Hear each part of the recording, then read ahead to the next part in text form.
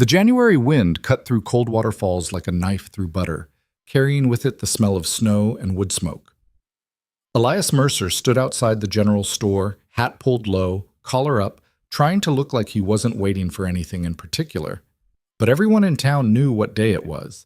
Hell, they'd been talking about nothing else for weeks. The confirmed bachelor was finally getting himself a wife. "She'll be here any minute now," Martha Henley said from the store's doorway, her voice dripping with barely concealed excitement. "Stage is running right on time for once." Elias didn't respond, didn't even look at her, just kept his eyes on the frozen road leading into town, watching for dust that hadn't yet appeared. He was 42 years old and hadn't touched a woman in 8 years. Not since Caroline died. Not since the influenza took her and their unborn child in the same godforsaken week, leaving him alone in that ranch house with nothing but silence and guilt for company. His friends had told him to move on. His sister had begged him to try again. Even his ranch hands had started looking at him with pity, which was worse than anything. So 6 months ago, after one too many nights of eating cold beans straight from the can and talking to his horse like it might answer back, Elias had done something he swore he'd never do. He'd written to a mail-order bride agency in Boston. The letter had been brief, businesslike. He needed a wife, someone practical, someone who could cook, clean, help around the ranch. He wasn't looking for love. He'd already had that and lost it. He was looking for a partner, a companion, someone to fill the terrible silence. The agency had written back within a month. They had a candidate. Her name was Rowan Hale, age 31, originally from Philadelphia. She was educated, capable, and willing to relocate to the Wyoming territory. The letter included a small photograph, though it was so faded and poorly developed that Elias couldn't make out much beyond a dark-haired woman with a serious expression. Good enough. He'd sent the money, signed the papers, made the arrangements. And now, on this frozen January morning, his mail-order bride was about to arrive, and Elias was discovering that his stomach could still tie itself into knots after all these years. "There!" someone shouted. "There it is!" The stagecoach appeared around the bend, horses straining against their harnesses, wheels churning up frozen mud. The driver cracked his whip once, twice, and the whole contraption came rattling into town like a thunderclap. Elias felt every eye in Coldwater Falls turn toward him. He stepped off the boardwalk, boots crunching in the snow, and walked toward the coach as it shuddered to a halt. His heart was pounding harder than it had any right to. This was a business arrangement, nothing more. No reason to be nervous. The driver climbed down, opened the door, and extended his hand. "Careful now, miss. It's slippery." A gloved hand emerged first, then a dark blue traveling dress. Then Elias stopped breathing. The woman who stepped down from that stagecoach was tall, nearly as tall as he was. She wore a heavy wool coat and a hat with a veil that covered the entire right side of her face. But the left side, the visible side, showed a woman with strong features, dark eyes, and a mouth set in a firm line. She looked directly at him, didn't smile, didn't bow her head or act shy, just stood there in the middle of the frozen street, gripping a small traveling case, and stared. "Mr. Mercer?" Her voice was lower than he'd expected, steadier. "That's me." He took a step forward, then stopped. Something was wrong. The veil wasn't just a fashion choice. The way she held herself angled slightly to keep the right side of her face hidden. "I should tell you something before we go any further." Rowan's words came out in puffs of white vapor. "The photograph you received was taken before my accident. I wanted to be honest with you, but the agency thought it would be better to wait until we met in person." Elias felt a cold weight settling in his gut. "What kind of accident?" Instead of answering, Rowan reached up and lifted the veil. The entire town gasped. The right side of her face was a landscape of scar tissue. Burns, by the look of it, deep ones, the kind that twisted skin into something that barely resembled human flesh anymore. It started at her temple, ran down across her cheek and jaw, and disappeared beneath her collar. Her right eye was intact but surrounded by puckered skin. Her mouth pulled slightly to one side. She'd been beautiful once. You could still see traces of it on the left side of her face, but the right side looked like it had been held too close to a fire and melted. Elias couldn't speak, couldn't move. His brain had simply stopped working. Behind him, he heard Martha Henley make a sound somewhere between a gasp and a whimper. Someone else muttered something he couldn't quite make out. The word Lord definitely featured prominently. Rowan stood perfectly still, chin up, eyes locked on his, waiting. I understand if you want to send me back. Her voice didn't waver. The agency will refund your money. I made sure of that before I left Boston. You're not obligated to No. The word came out before Elias could stop it, before he could think about what he was saying. Rowan blinked. No? No. He cleared his throat, tried to find words that didn't sound completely stupid. You came all this way. That doesn't mean you have to keep me. I signed papers. Papers can be torn up. They stared at each other across 3 feet of frozen mud. Around them, the entire town held its breath. Elias looked at her face again, really looked at it this time. The scars were terrible, yes, shocking. But underneath all that twisted skin, he saw something else. Something in her eyes. A kind of fierce pride that refused to be beaten down. She'd gotten on that stagecoach knowing what would happen when she arrived. Knowing he'd see her face, knowing the whole town would stare. And she'd come anyway. That took guts. More guts than he'd shown in 8 years. Welcome home, Mrs. Mercer. The words came out rougher than he'd intended, but Rowan heard them. Her eyes widened slightly, and for just a moment something that might have been relief flickered across her face. Then she lowered the veil, picked up her traveling case, and nodded once. Thank you. The ride back to the ranch took 30 minutes, and neither of them spoke for 29 of them. Elias kept his eyes on the road, hands tight on the reins, trying not to think about what he'd just done. He'd expected practical. He'd expected plain. He hadn't expected that. Beside him, Rowan sat perfectly straight, hands folded in her lap, veil firmly in place. She didn't fidget, didn't try to make small talk, just sat there like a statue while the wagon bounced over frozen ruts. Finally, as they turned onto the long drive leading to the ranch, Elias cleared his throat.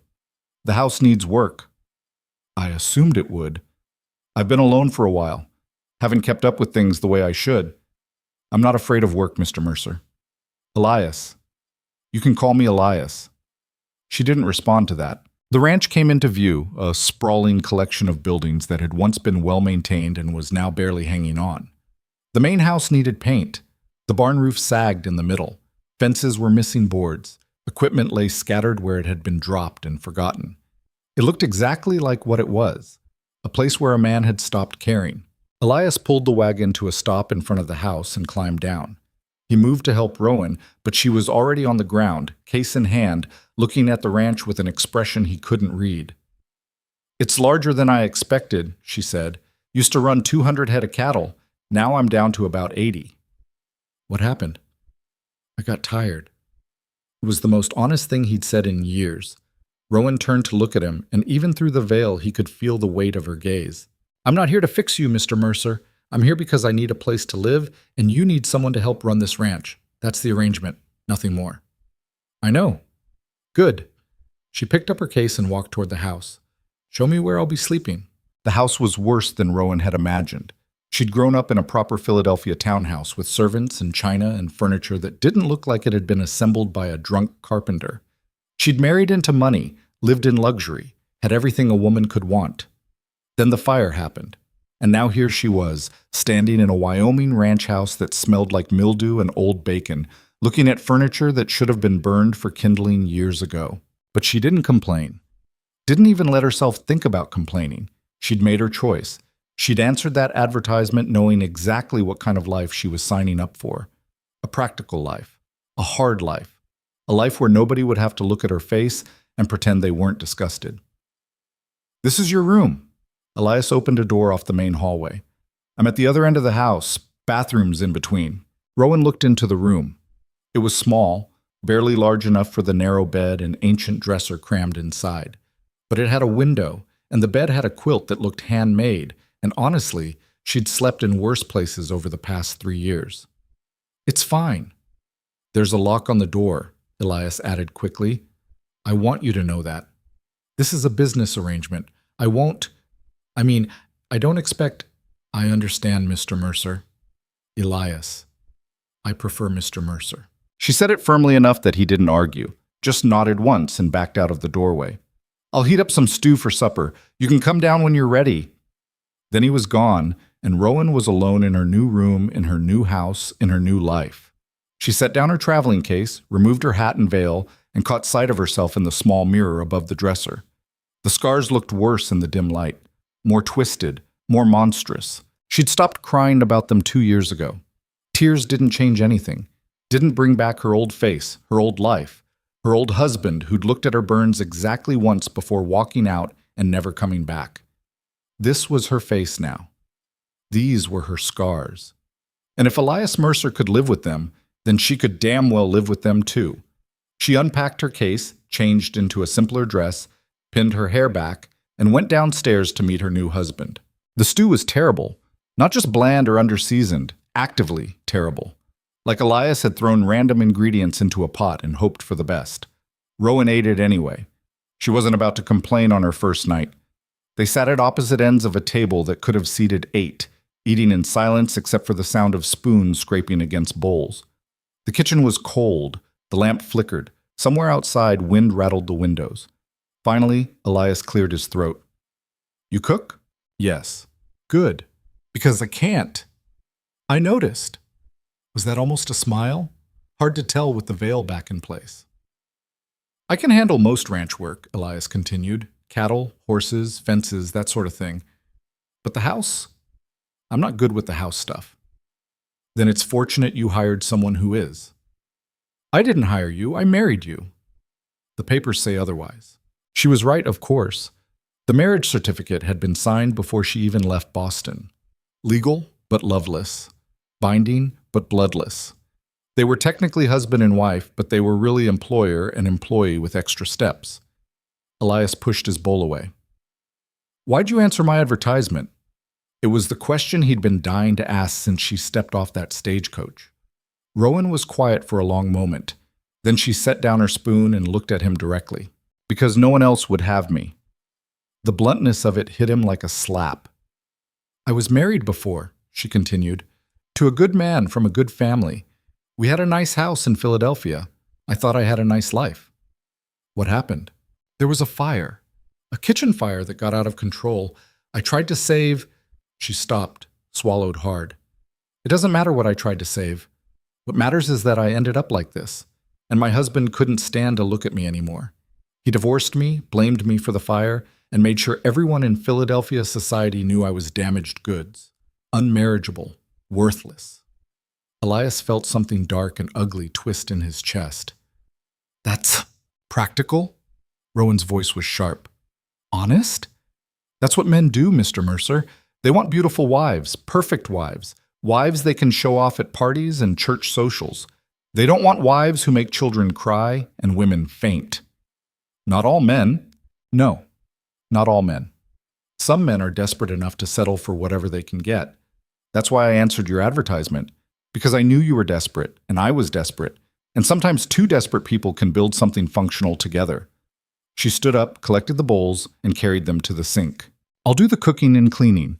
I'll help with the ranch work when you need it. I'll be a good wife in every practical sense. But don't expect me to pretend this is anything other than what it is. A business arrangement between two people who had nowhere else to go." Then she walked out of the kitchen, leaving Elias alone with the guttering lamp and the terrible realization that he'd just married the loneliest woman in the world. Rowan attacked the ranch like it was an enemy that needed defeating.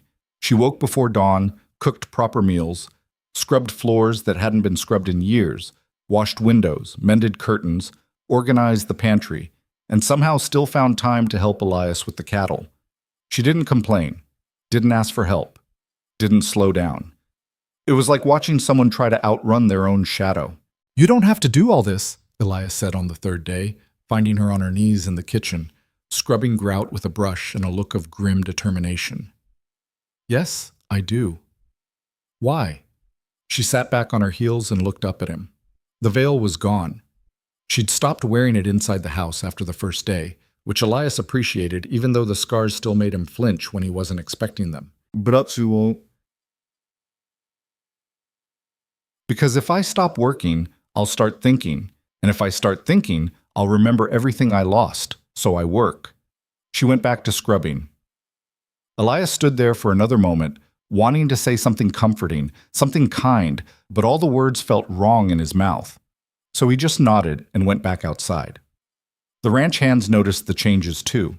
Boss, did you fix the porch? Jim Crawford asked on the fourth day, staring at the front steps that had been sagging for 2 years and were now solid and level. My wife fixed it.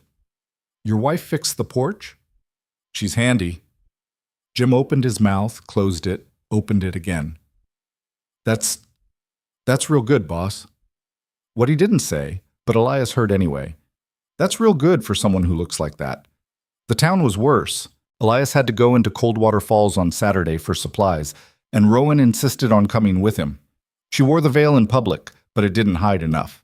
People stared, women whispered behind their hands, children pointed until their mothers slapped their fingers down. At the general store, Martha Henley couldn't stop asking invasive questions. How are you settling in, dear? Fine, thank you. Must be quite an adjustment coming from the city. I manage. And Elias is treating you well? Mr. Mercer is a perfect gentleman. The way Martha's eyes lit up at that told Elias exactly what the town thought, that he was too much of a coward to consummate his own marriage. They weren't wrong. Outside the store, they ran into Victor Crow. Victor owned the largest ranch in the territory, had more money than sense, and had spent the last 5 years trying to buy Elias out. He was tall, handsome, confident, and everything Elias used to be before Caroline died. Well, well, Victor's voice boomed across the street.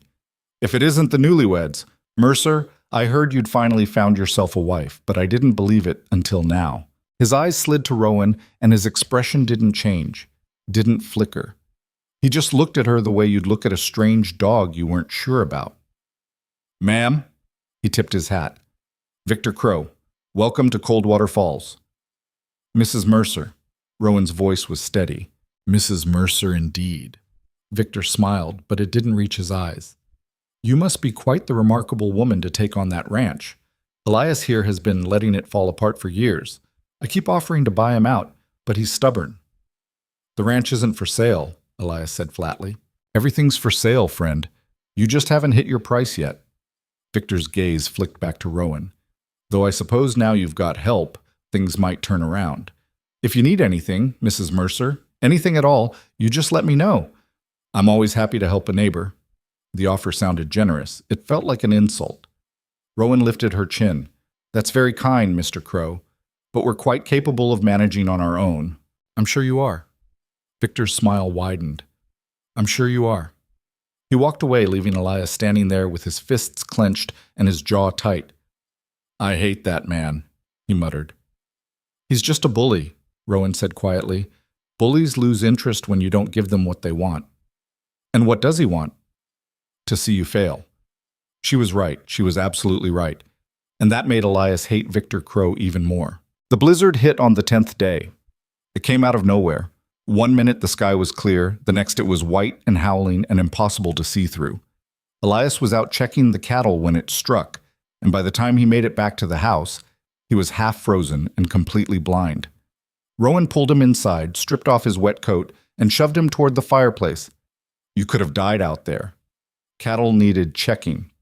The cattle are fine. You're an idiot. She wrapped him in blankets, made hot coffee, and sat beside him while the storm raged outside. The wind howled, the windows rattled. Snow piled up against the doors. They were trapped. For 3 days, they were trapped together in that house with nothing to do but talk. At first, they didn't. They just sat in separate rooms, reading or working or staring at the walls. But by the second day, the silence became unbearable. Tell me about your wife. Rowan's voice came from across the room, where she sat mending one of his shirts. Elias looked up from the book he wasn't actually reading. Why? Because she's in this house with us. Her ghost. I can feel it everywhere. In the bedroom you won't use. In the kitchen you won't enter. In every corner where you look like you're seeing something I can't see. She wasn't wrong. Elias closed the book. Her name was Caroline. We got married young. I was 22, she was 19. Everyone said we were too young, but we didn't care. We were in love, stupid, blind, happy love. What was she like? Beautiful, kind, patient, everything I wasn't. He stared into the fire. She wanted children. I wanted to build the ranch. We fought about it sometimes, but not seriously. We had time. Or so I thought. What happened? Influenza. Swept through town 8 years ago. Caroline caught it and his voice cracked. She was pregnant, 6 months along. I didn't even know she wasn't feeling well until she collapsed in the kitchen. By the time I got her to the doctor, it was too late. She died 3 days later. The baby died with her. Rowan's hands had stopped moving. I'm sorry. Everyone's sorry. Sorry doesn't change anything. No, it doesn't. They sat in silence for a while. The fire crackled. The storm howled. Then Rowan spoke again. Her name was Sarah. She was 6 years old. Elias looked at her. My daughter, Rowan continued, her voice flat and distant. The fire that burned me, I was trying to get her out. The kitchen was already engulfed. I could hear her screaming upstairs. I ran in, got to her room, grabbed her, tried to get back down the stairs. But the floor gave way. She touched the scars on her face. I woke up in a hospital 2 weeks later. My face was bandaged, my husband was gone, and Sarah, her voice broke. Sarah didn't make it. Elias felt like he'd been punched in the chest. Rowan, everyone told me it wasn't my fault. The fire was an accident. The house was old, the wiring was bad. But it doesn't matter whose fault it was. She's dead. My daughter is dead, and I'm alive, and I have to live with that every single day. She stood up abruptly, dropping the shirt. I'm sorry. I shouldn't have. I need to. She walked out of the room before Elias could stop her. He sat there staring at the empty doorway, understanding for the first time that he wasn't the only one in this house haunted by ghosts. When the blizzard finally broke, something between them had shifted. Not love, not even friendship, but understanding, recognition. Two people who'd lost everything standing in the wreckage of their lives and realizing they weren't alone anymore. Elias started talking more. Not about anything important, just small things. The weather, the cattle, plans for the spring. But he talked, and Rowan listened, and slowly the terrible silence in the house began to lift. Rowan stopped working herself into exhaustion. She still cooked and cleaned and helped with the ranch, but she took breaks, sat down sometimes, let herself rest. They ate meals together, drank coffee in the mornings, sat by the fire in the evenings. It almost felt normal. Then one night, 3 weeks after Rowan's arrival, Elias came inside to find her standing in front of the bedroom that used to belong to him and Caroline. The door was open. She was just standing there, staring inside. I can clean this room if you want, she said quietly. Pack up her things, make it into something else. No. Elias, I said no. He walked past her, shut the door firmly, and went to his own room at the other end of the house. Rowan stood there for a long moment. Then she turned and went downstairs without a word. That night, Elias lay awake in bed, staring at the ceiling, hating himself. He was falling for her, not the way he'd fallen for Caroline. That had been easy and light and full of laughter. This was different, harder, like trying to walk with broken legs. He saw the way Rowan worked the ranch with determination that never quit, the way she handled the town's cruelty with her head held high, the way she'd looked at him during the storm when he'd told her about Caroline, like she understood exactly what it felt like to lose everything. She was strong, fierce, brave in ways he'd never been, and he was terrified. Terrified that if he let himself love her, he'd lose her too. Terrified that this practical arrangement would turn into something real and painful and unbearable when it inevitably fell apart. So he did what he did best. He pulled away. Over the next 2 weeks, Elias rebuilt the walls between them brick by brick. He stopped eating breakfast with Rowan, started taking his meals outside with the ranch hands. He stopped talking to her about anything that mattered. He started finding excuses to stay away from the house, fixing fences that didn't need fixing, checking cattle that didn't need checking, riding into town for supplies they already had. Rowan noticed.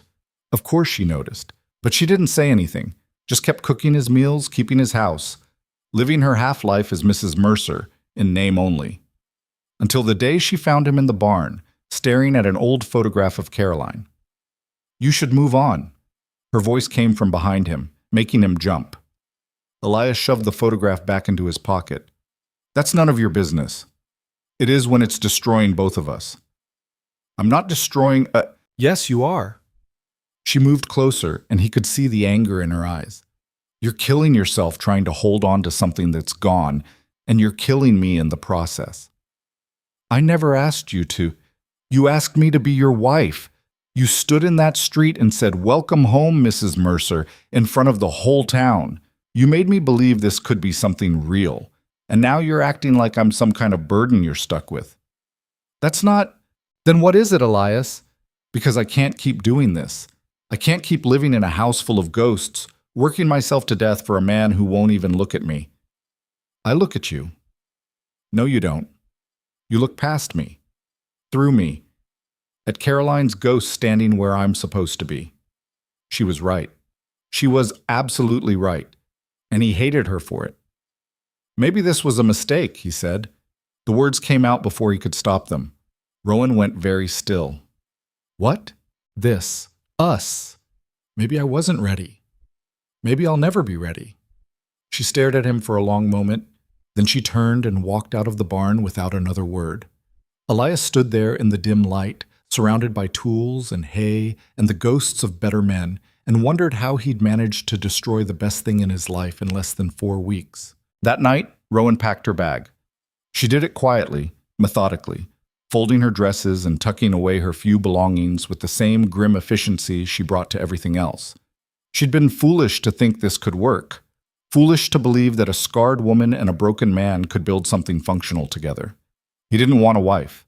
He wanted a housekeeper who wouldn't ask questions. And she'd been desperate enough to pretend that was enough. But it wasn't enough. Not anymore.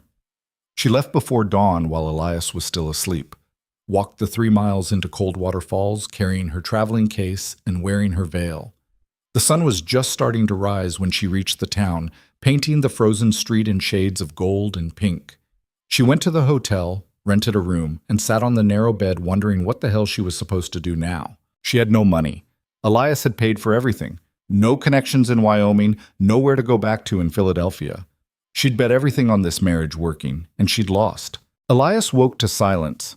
Not the usual silence, the one filled with the sound of Rowan moving around the kitchen, cooking breakfast, humming softly to herself.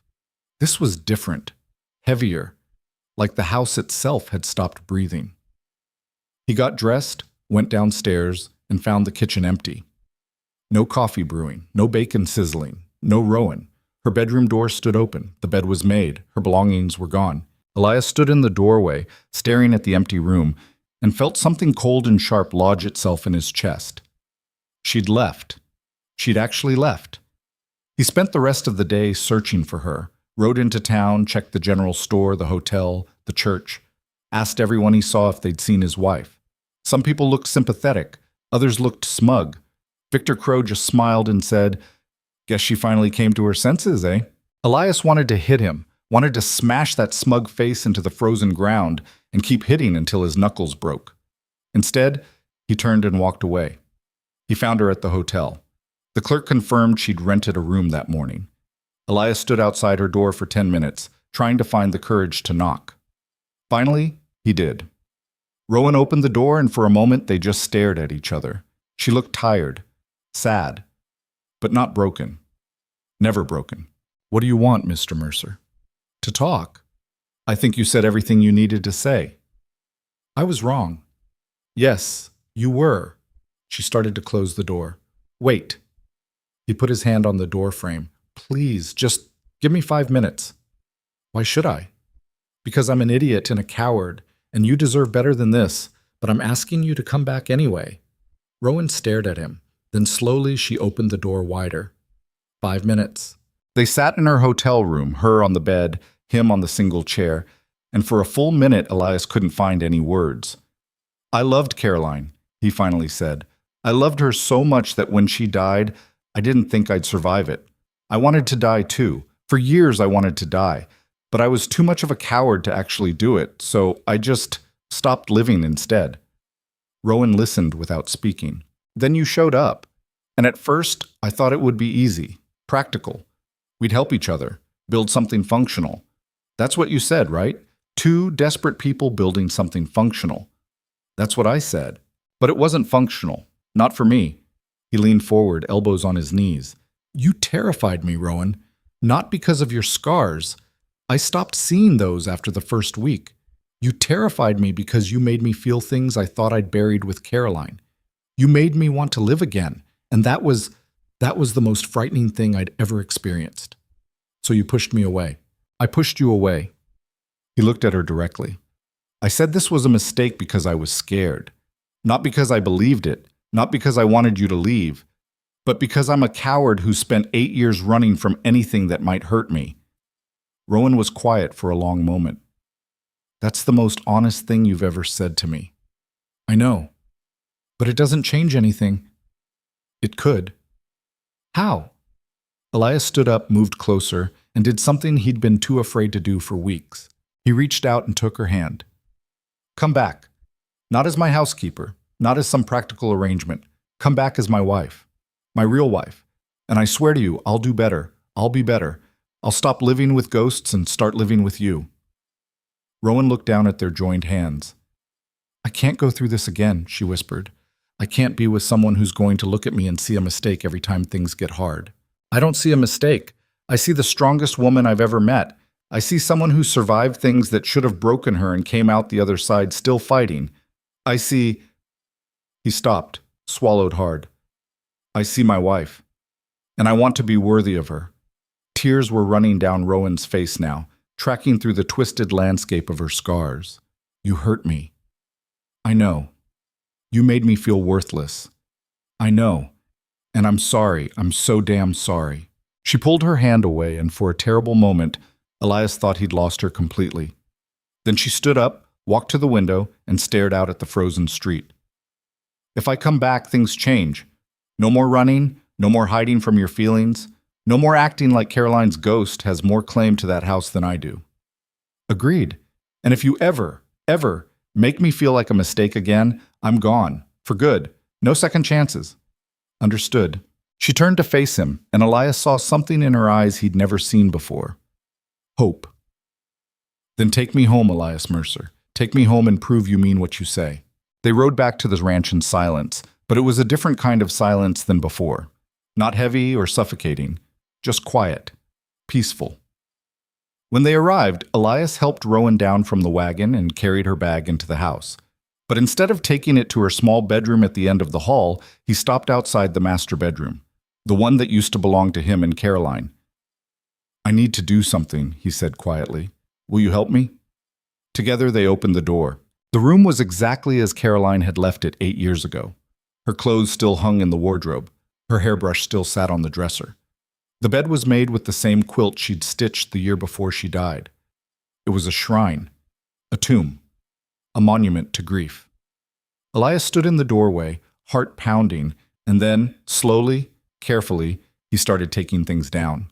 Caroline's dresses, her jewelry, her books, her letters. He packed them all into a trunk with gentle, reverent hands, and Rowan helped without saying a word. When they finished, the room looked empty, bare, like it had been stripped of everything that made it meaningful. But it also looked clean, ready, waiting for something new. I loved her, Elias said, closing the trunk. I'll always love her. But she's gone, and I'm still here, and so are you. He turned to Rowan. If you want this room, it's yours, ours. We can make it into something new. Or we can keep using separate rooms, whatever makes you comfortable. Rowan looked around the bare space. Then she looked at Elias. I'll stay in my room, she said. For now, until we figure out what this is between us. Until we're sure. Elias nodded. That's fair. But I want you to use this room, sleep here, stop hiding from your own house. All right. She smiled then, a real smile, small and fragile but genuine. We're going to be okay, aren't we? I hope so. Me too. The next few weeks were different. Elias still worked the ranch, but he came inside for meals, talked to Rowan about his day, asked about hers. Rowan still cooked and cleaned, but she also started making suggestions about the ranch, ways to improve efficiency, plans for the spring, ideas Elias actually listened to and implemented. They worked together, ate together, sat by the fire together in the evenings. Slowly, carefully, they started building something real. But the town was still a problem. Every time they went into Coldwater Falls, people stared, whispered, made it clear that they thought Rowan didn't belong. Victor Crow was the worst. He'd stop Elias on the street, make comments about how the ranch still looked rough, ask if maybe he was ready to sell now, And he'd always add something about how hard it must be, running a ranch with that kind of help. He never said Rowan's name, never looked at her directly, just made it clear that he thought she was a liability Elias had foolishly taken on. "I'm going to punch him one of these days," Elias muttered after another encounter. "No, you're not." Rowan's voice was calm. "Men like him want you to lose your temper. That's when they win." "How do we beat him then?" "We don't. We ignore him and build something so good he can't tear it down." She was right, but it didn't make the anger burn any less. 6 weeks after Rowan's return, Victor Crow made his move. He showed up at the ranch on a Saturday morning, driving an expensive buggy and wearing his best suit, looking like a man who'd already won. "Mrs. Mercer," he tipped his hat to Rowan, who was working in the garden. "Lovely day, isn't it?" "Mr. Crow," her voice was flat. "I was hoping to have a word with you, privately, if you don't mind." "I do mind. It's about your future." Victor smiled, but it looked more like a wolf baring its teeth.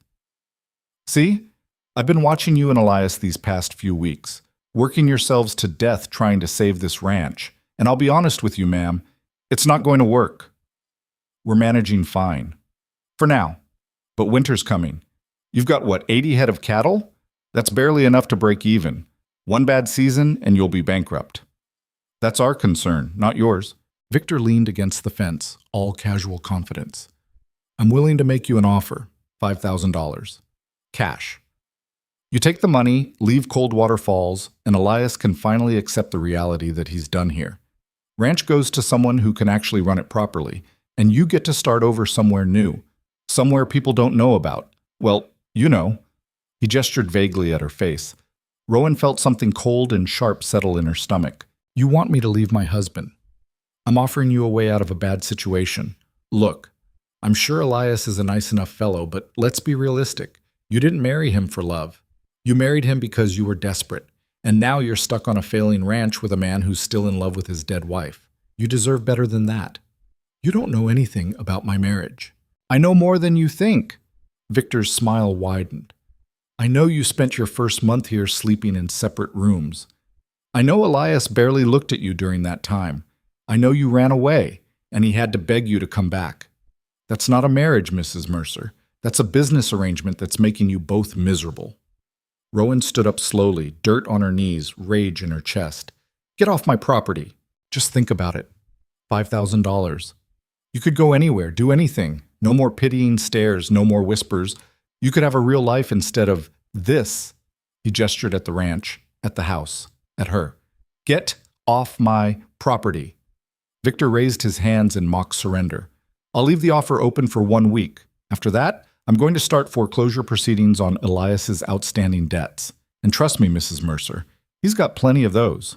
He climbed back into his buggy and drove away, leaving Rowan standing in the garden with her hands shaking and her mind racing. $5,000. She could leave, start over, build a new life somewhere nobody knew her. It would be so easy. Rowan didn't tell Elias about Victor's offer. She told herself it was because she didn't want to worry him, because he had enough on his plate without adding this. But really, she was thinking about it. Not seriously. Not really. But thinking about it nonetheless. What if Victor was right? What if this was all just prolonging the inevitable?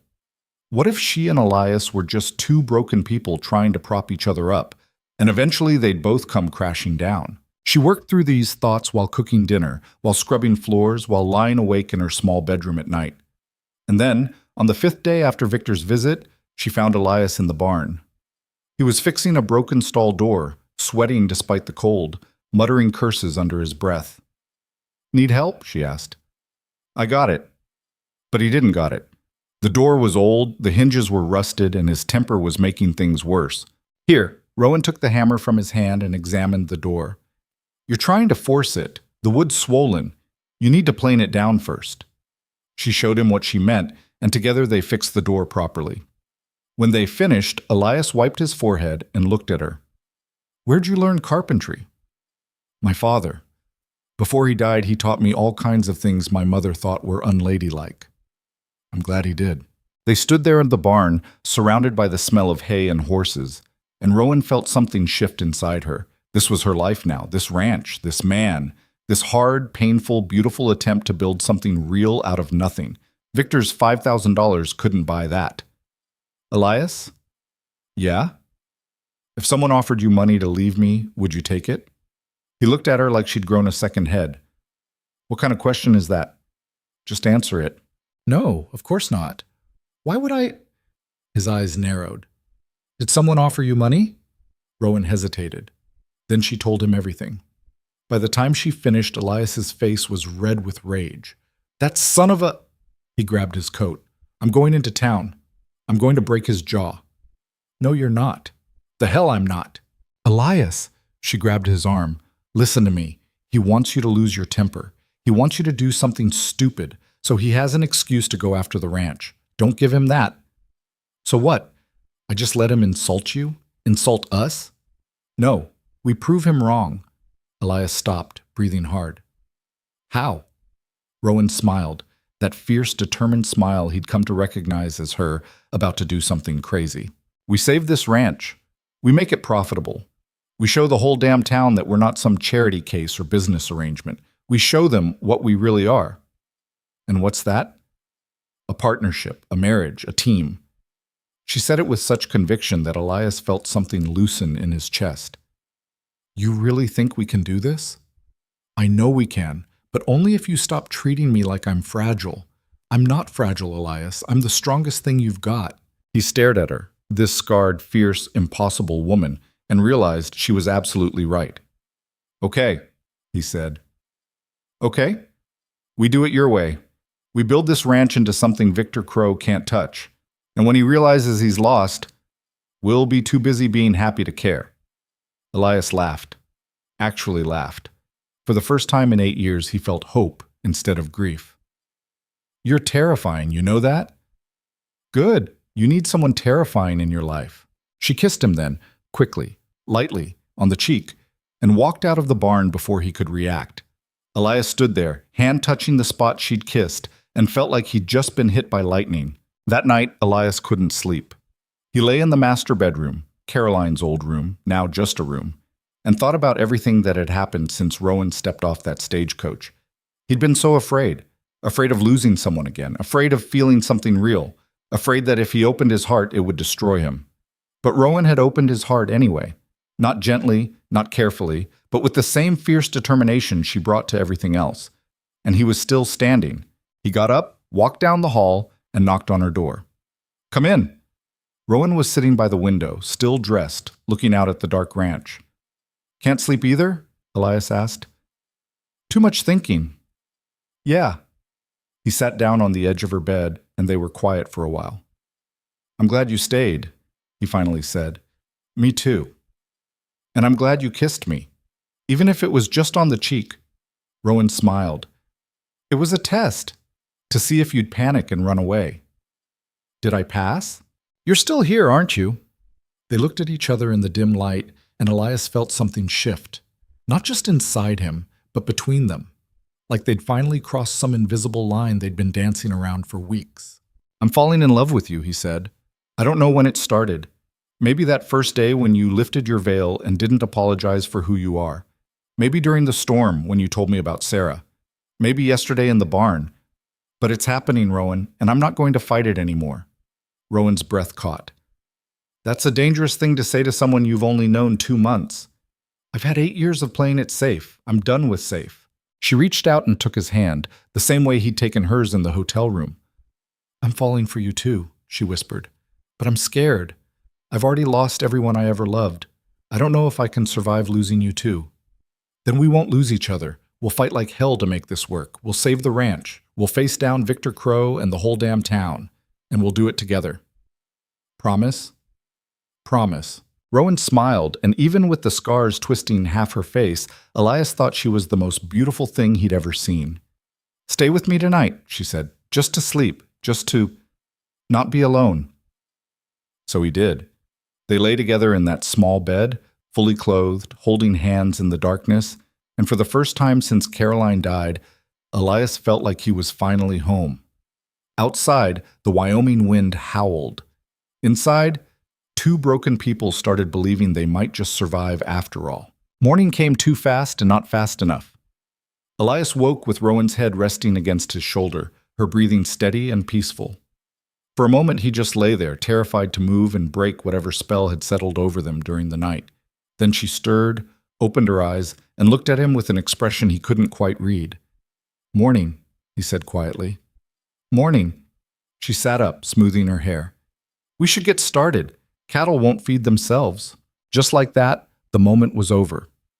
But something had changed between them, and they both knew it.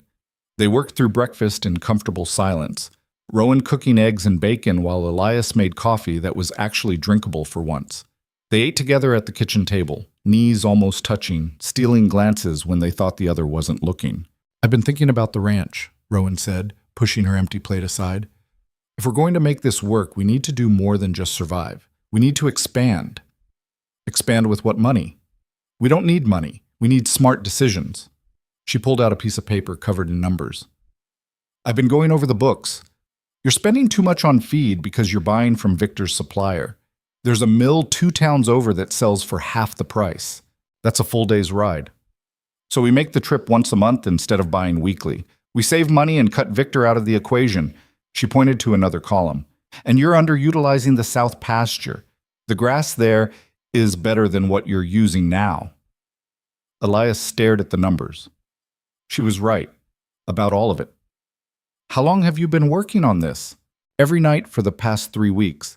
I told you, I'm not fragile, and I'm not here to just cook and clean. If this ranch is going to be my home, I'm going to make damn sure it succeeds." He reached across the table and covered her hand with his. "We're going to make it succeed. Together." Her fingers tightened around his. Together. The word hung between them like a promise. Then Jim Crawford's voice shattered the moment. "Boss, we got a problem." Elias was out the door before Rowan could stand, and what he saw made his blood run cold. 6 of his cattle were down in the north field, thrashing and foaming at the mouth. 2 were already dead. "What happened?" He vaulted over the fence, Jim right behind him. "Don't know. Found them like this 20 minutes ago. Looks like poison."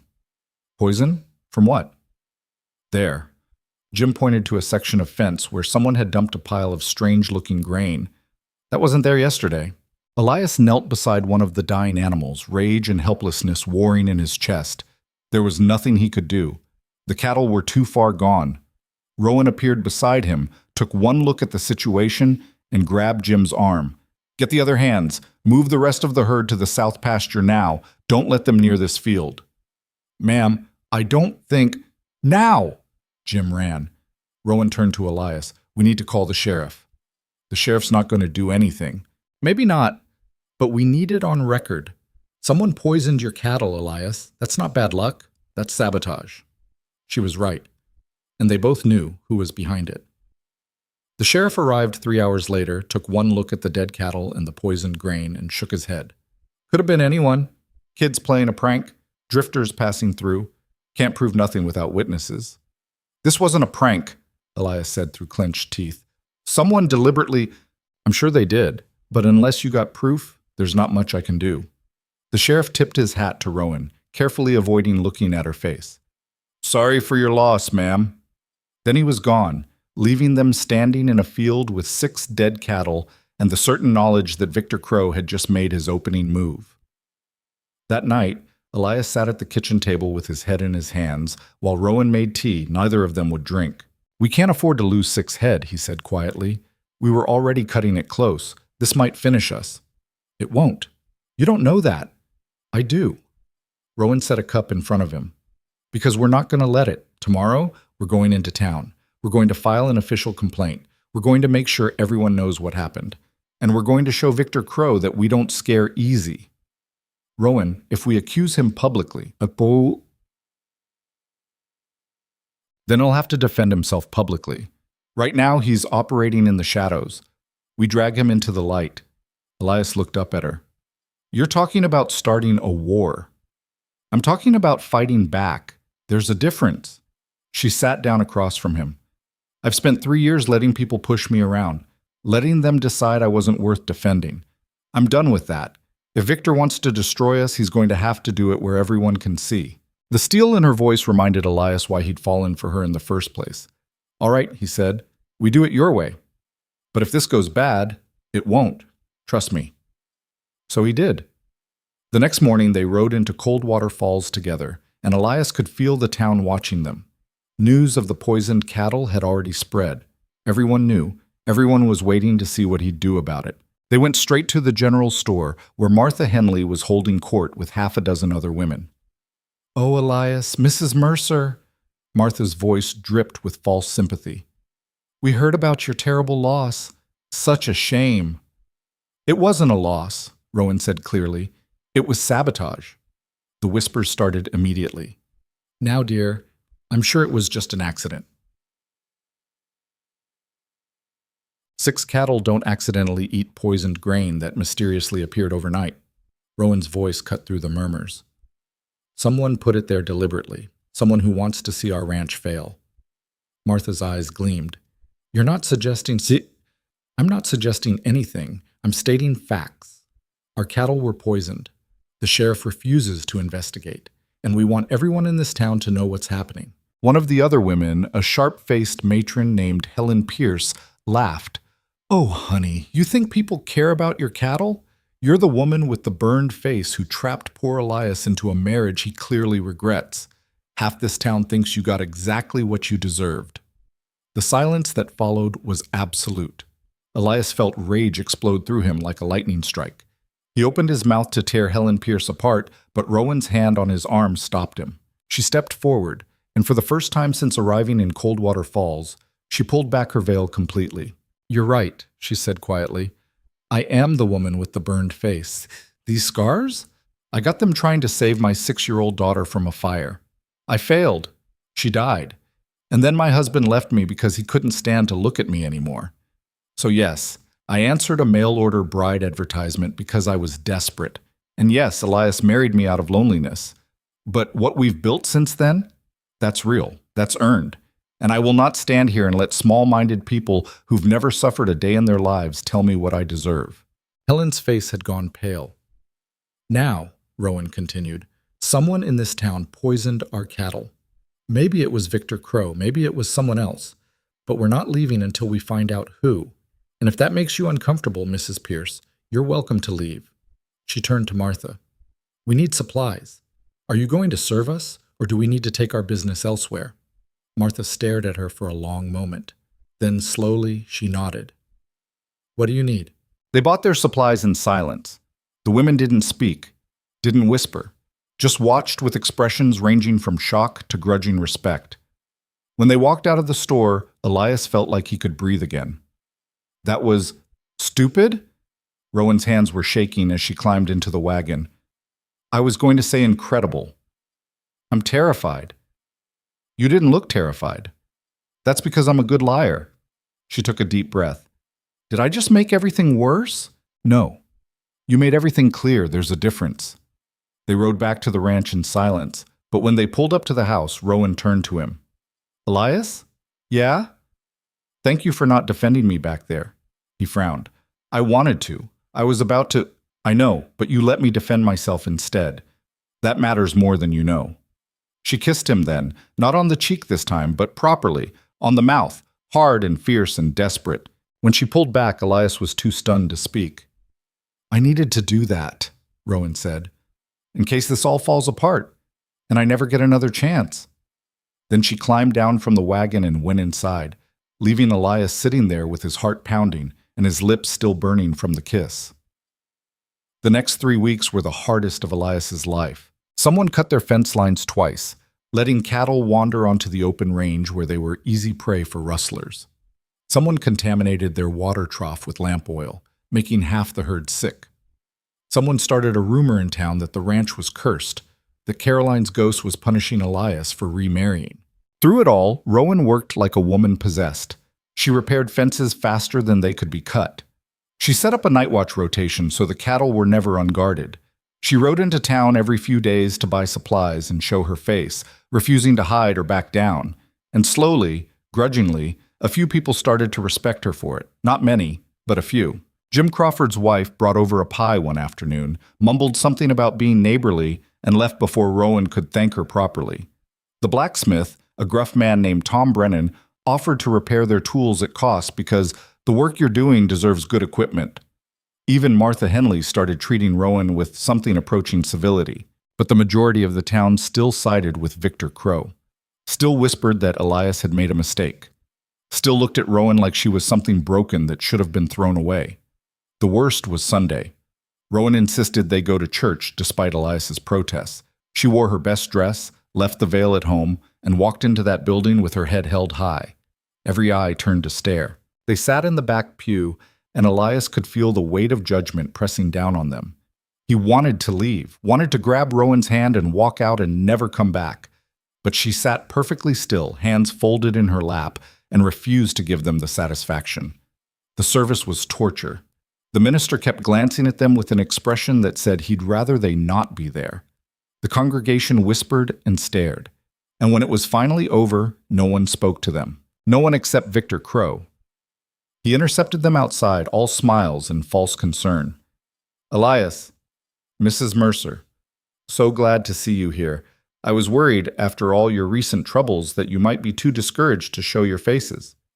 "We're fine," Elias said flatly. "Are you? Because I heard about the fence cutting and the water trough. Terrible string of bad luck you've been having." "It's not luck, and you know it." Victor's smile widened. "Careful with accusations like that, friend. People might think you're paranoid, unstable, not fit to run a ranch." Rowan stepped between them.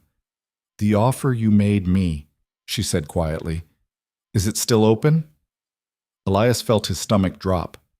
Victor's eyes lit up. "Of course, Mrs. Mercer. $5,000, cash. The offer stands until—" "I'm not taking it." The smile faded. "I just wanted you to know," Rowan continued, "that I considered it. I thought about how much easier my life would be if I just took your money and disappeared. No more sabotage, no more whispers, no more fighting. Then why?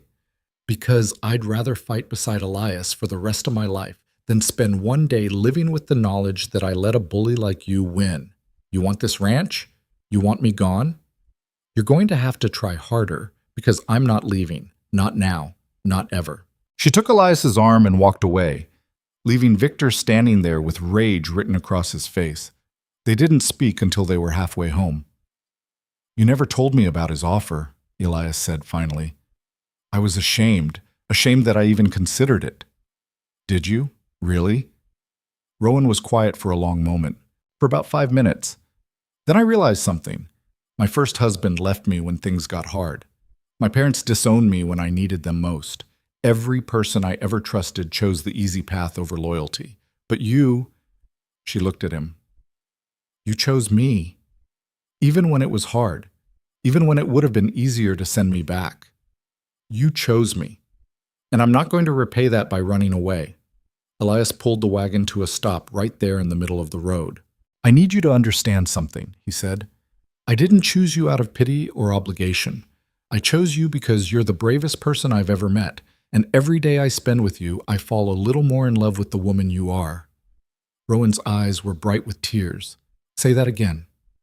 "Which part?" "The part where you love me." Elias reached out and cupped her scarred cheek, letting his thumb trace the twisted skin without flinching. "I love you, Rowan Mercer. Not despite your scars, not even because of them. Just you, all of you. The fierce, stubborn, terrifying, incredible woman you are." She kissed him again, and this time it wasn't desperate or fierce.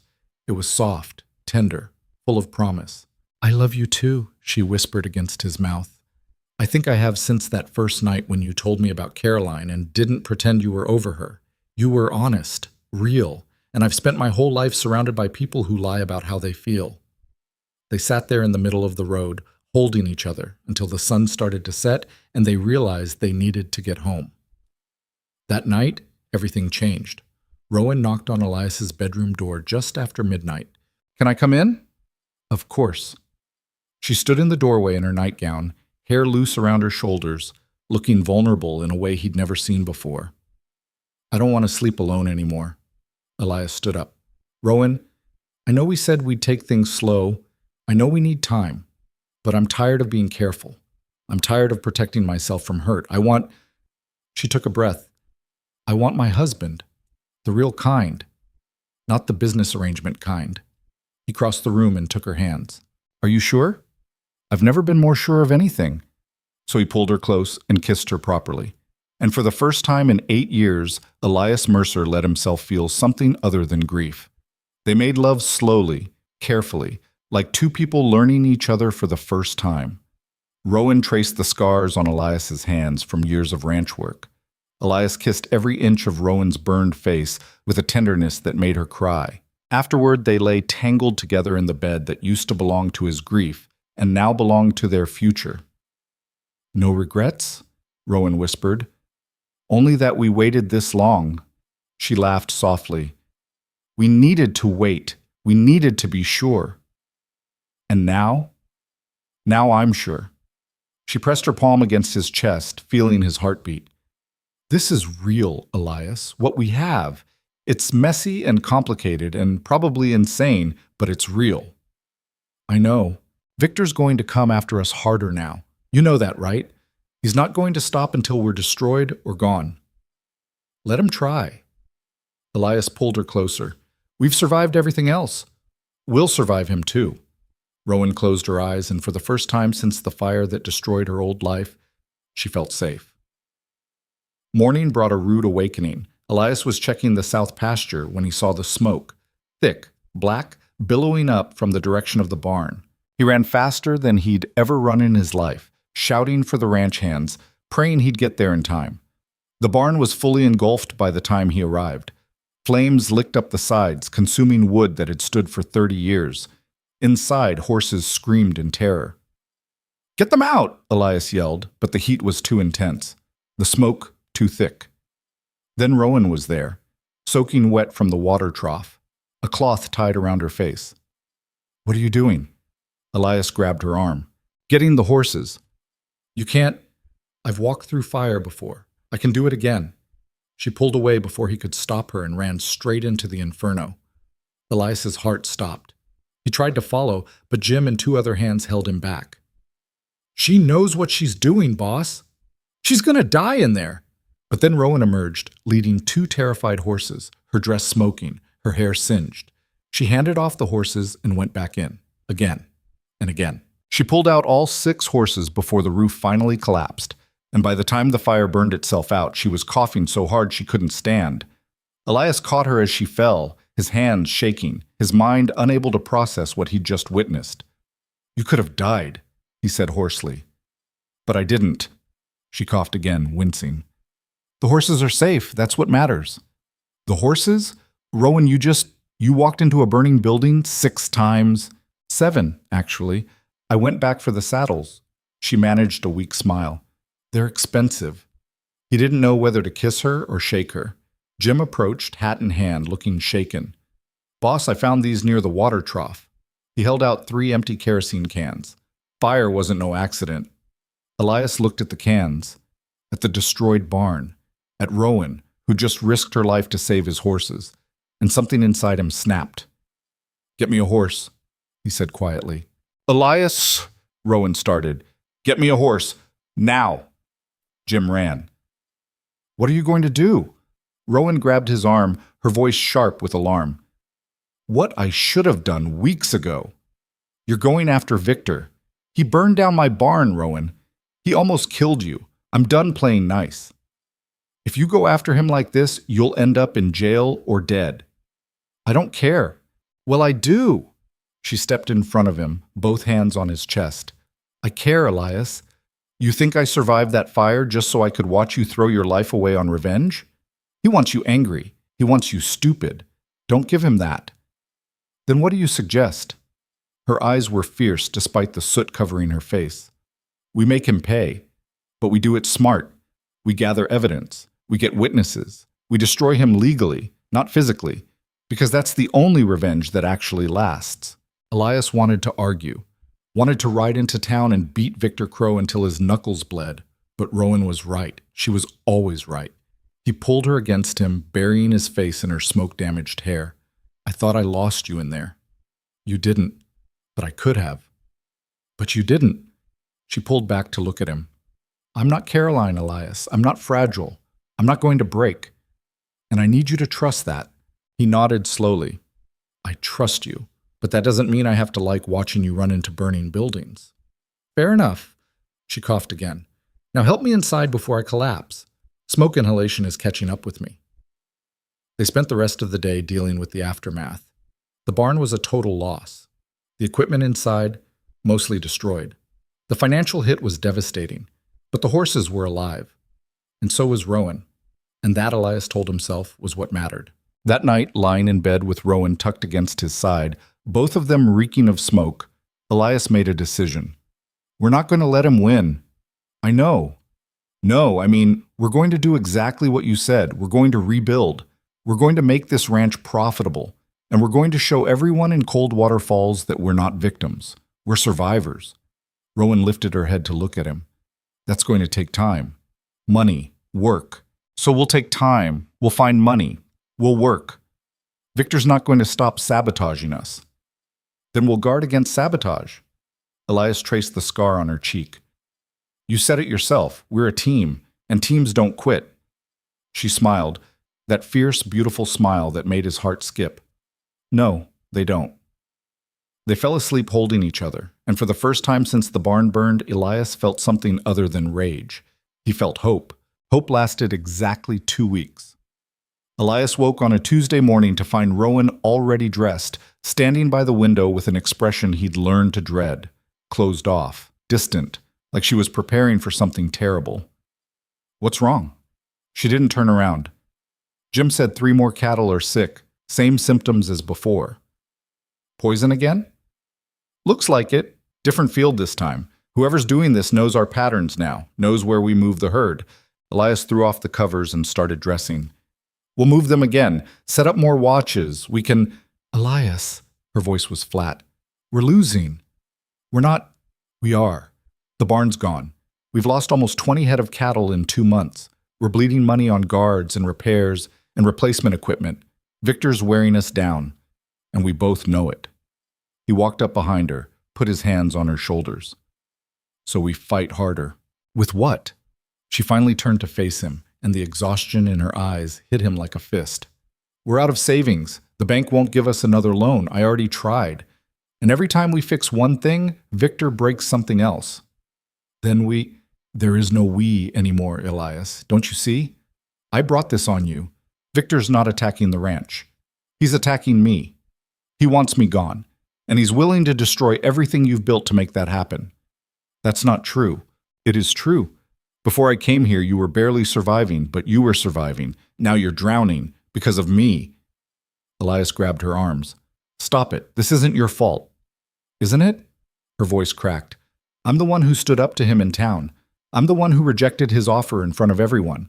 I humiliated him, and now he's making us pay for it. If I'd just taken the money and left, boss and dog, then I'd be alone in a house full of ghosts, wishing I'd been brave enough to fight for something that mattered. He pulled her close. You matter, Rowan, more than this ranch, more than anything. She pressed her face against his chest, and he felt her shoulders shake. I'm so tired of fighting. I know, but we're going to get through this. How? He didn't have an answer. The day got worse from there. The poisoned cattle had to be put down. The fence on the east pasture had been cut again overnight. And when Elias rode into town for supplies, he found out the bank had officially refused their loan application. I'm sorry, Elias, the bank manager said, not meeting his eyes. But given your recent losses and the general instability of your operation, we can't justify the risk. The instability isn't natural. Someone's sabotaging us. Do you have proof? You know I don't. Then there's nothing I can do. The manager shuffled papers on his desk. However, I am authorized to inform you that Mr. Crow has made a generous offer to purchase your property. He's willing to pay fair market value and forgive your outstanding debts. Elias felt rage boil up in his throat. Victor put you up to this. Mr. Crow is a valued client and a respected member of this community. If he's willing to help you out of a difficult situation, you should consider it carefully. Tell Victor he can go to hell. He walked out before he said something that would get him arrested. By the time he got back to the ranch, his hands were shaking with suppressed fury. He found Rowan in the kitchen, staring at a letter with an expression that made his stomach drop. What is it? She handed him the letter without speaking. It was from the Philadelphia Society for Charitable Works. They'd heard about her difficult circumstances and wanted to offer assistance. They had a position available at a women's home in Boston, respectable work for a woman of her education. Room and board included. A chance to start fresh away from the unfortunate situation she'd found herself in. Elias crumpled the letter. They want you to leave. They're offering me a way out. You don't need a way out. You have a home here. Do I? Rowan looked at him with hollow eyes. Or do I have a failing ranch and a husband who's going to hate me when we lose everything? I could never hate you. You don't know that. You loved Caroline, and when she died, it destroyed you. What happens when this ranch dies? When everything you've worked for disappears because you were too stubborn to send me away? Rowan, I need to think. She stood up abruptly. I'm going to check on the horses. She left before he could stop her, and Elias sat alone in the kitchen, holding a crumpled letter and wondering how everything had fallen apart so fast. That night, they barely spoke. Rowan moved through the house like a ghost, cooking dinner neither of them ate, washing dishes that didn't need washing. Elias tried to talk to her 3 different times, but she deflected each attempt with brittle efficiency. Finally, lying in bed with an ocean of space between them, Elias broke the silence. Talk to me. About what? About whatever's going through your head right now. Because I can feel you pulling away, and it's scaring the hell out of me. Rowan was quiet for so long he thought she might not answer. Then, in a voice so small he almost didn't hear it, she said, I'm scared I'm going to destroy you. You're not. I destroyed my first husband. He was a good man before the fire. Successful, happy. Then I got burned, and he couldn't handle it. Couldn't handle me. I watched him crumble under the weight of having a wife everyone pitied. Eventually, he hated me for it, for making his life difficult, for being the burden he couldn't escape. I'm not him. No. You're better than him, which makes this worse. She turned to face him in the darkness. Because when you finally realize I'm not worth all this pain, it's going to kill me. Elias reached for her hand, but she pulled away. Don't. Please don't make this harder than it already is. Make what harder? She didn't answer. The next morning, Elias woke to find her side of the bed empty. Not unusual. She was usually up before him, starting breakfast. But when he went downstairs, the kitchen was cold and dark. He found Jim in the barn. Have you seen Rowan? Not since yesterday, boss. Everything all right? I don't know. He searched the house, the barns, the pastures. Her horse was still in the stable. Her coat was still on the hook. But Rowan herself was nowhere to be found. Panic started to set in. Then he saw the piece of paper on the kitchen table, weighted down by her wedding ring. His hands shook as he picked it up. The note was brief, Rowan's handwriting, but messier than usual, like she'd written it in a hurry or through tears. I can't watch you lose everything because of me. I'm sorry. Please don't follow me. This is better for both of us. Elias read it 3 times before the words actually registered. She'd left. She'd actually left. He crumpled the note in his fist and stood there in the empty kitchen, trying to breathe through the crushing weight on his chest. Jim found him 10 minutes later, still standing in the same spot. Boss? You okay? She's gone. Who's... Jim's eyes fell on the wedding ring. Oh, hell. I need to find her. Boss, if she left a note, maybe you should... I need to find her. Elias's voice came out harsh, desperate. Now, help me saddle a horse. Elias, Jim put a hand on his shoulder. I know you're hurting, but if you chase after her when she's asked you not to, you're just going to push her further away. I don't care. You should. Because that woman loves you enough to leave. Think about that. She loves you so much she's willing to hurt herself to protect you. If you really love her back, you need to respect that. Elias wanted to argue, wanted to punch something, wanted to saddle a horse and tear apart every inch of Wyoming until he found her. But Jim was right. Rowan had made her choice, and chasing after her now would only prove she'd been right to leave. So instead, he went back inside the empty house and tried to figure out how to survive the silence. The ranch died faster than Elias expected. Without Rowan cooking, he forgot to eat. Without her organizing, work fell through the cracks. Without her presence, the house felt like a tomb. Jim and the other hands tried to help, but they couldn't fill the void she'd left behind. Nobody could. After 3 days, Elias stopped sleeping in their bed. He couldn't stand the smell of her still lingering on the pillows, couldn't handle the physical proof that she'd been real and was now gone. He started sleeping in the barn instead, started avoiding the house entirely except to grab supplies.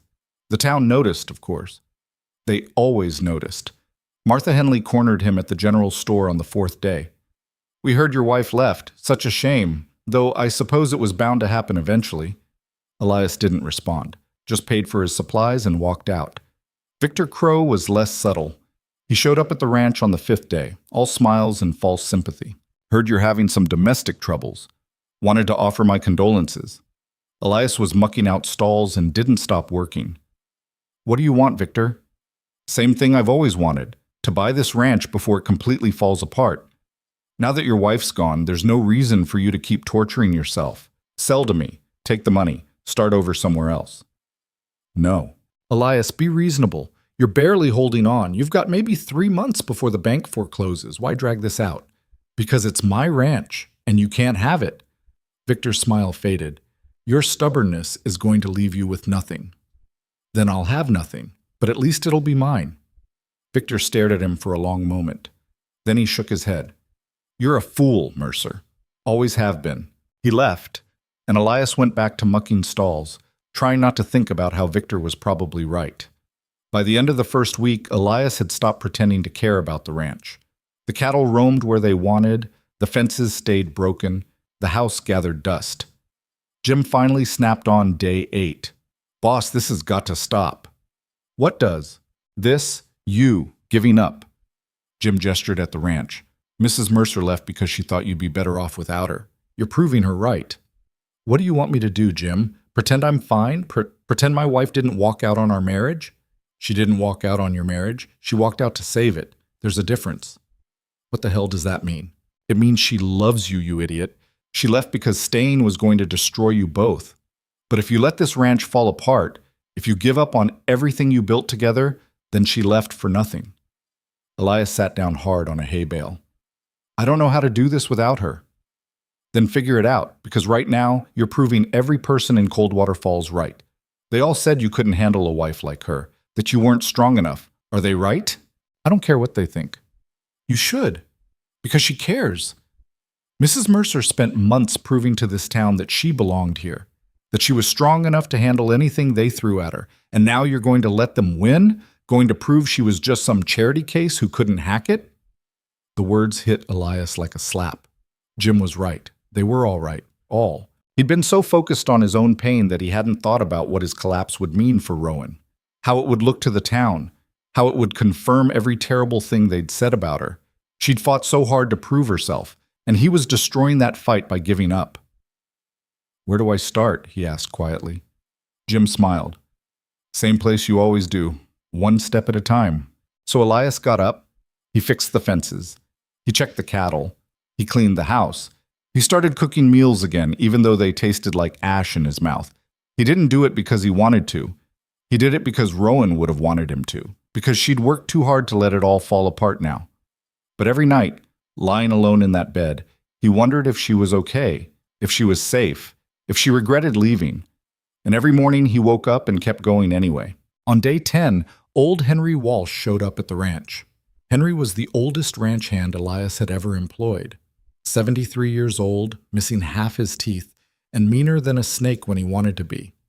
He'd quit 2 years ago to live with his daughter in town, but apparently he'd heard about Rowan leaving. "Heard you've been feeling sorry for yourself," Henry said without preamble. "Nice to see you too, Henry." "Don't get smart with me, boy. I changed your diapers when you were knee-high to a grasshopper. I've earned the right to tell you when you're being stupid. I'm not—" "You let her go without a fight." Elias felt his jaw tighten. "She wanted to leave." "Bull. She wanted you to fight for her, wanted you to prove she was worth fighting for. Instead, you read her note and gave up.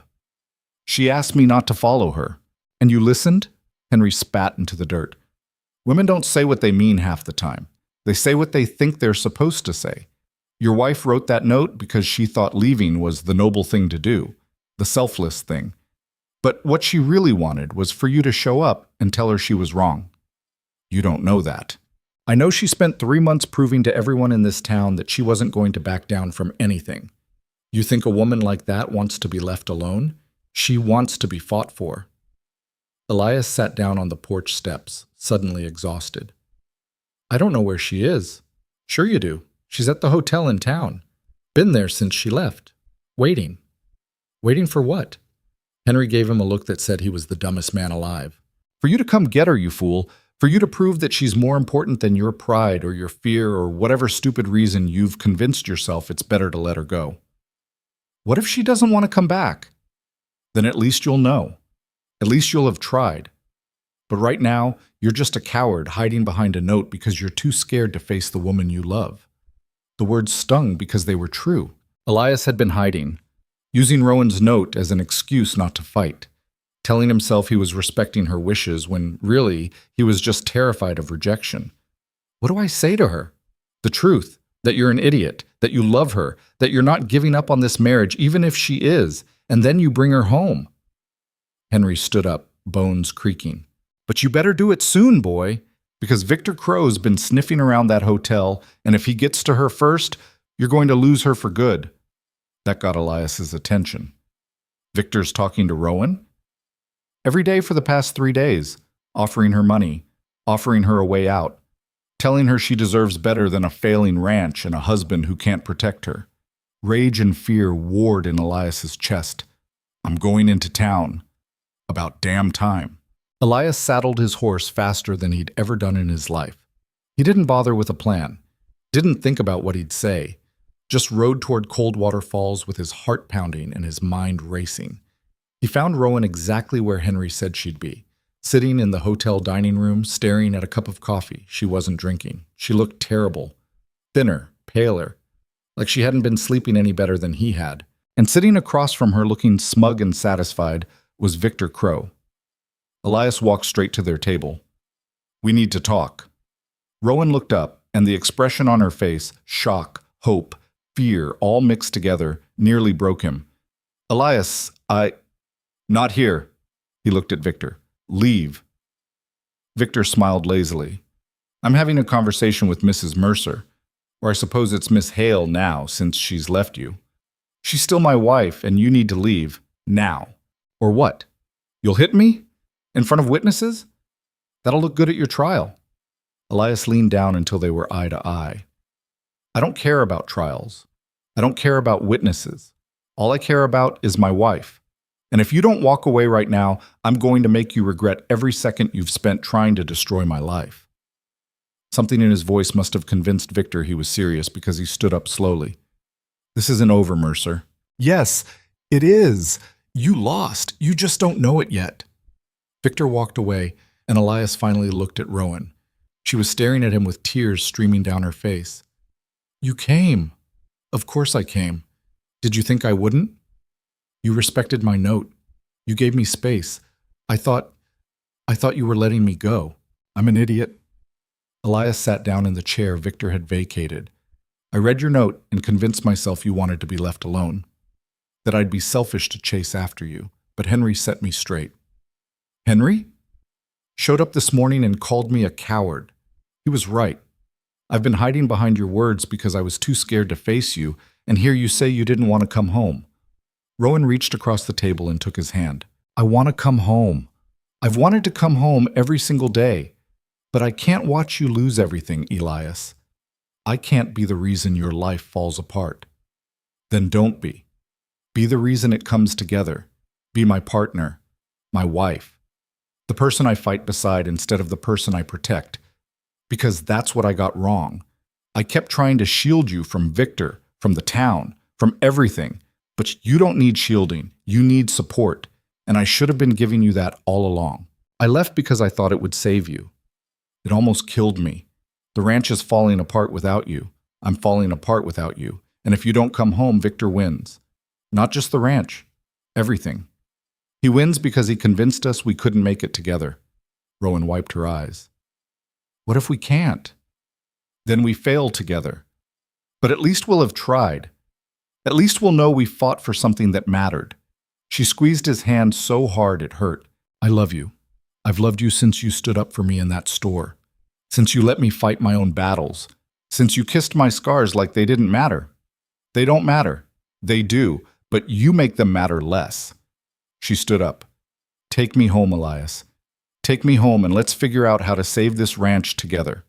He pulled her into his arms right there in the hotel dining room, in front of everyone watching, and kissed her like his life depended on it. Because it did.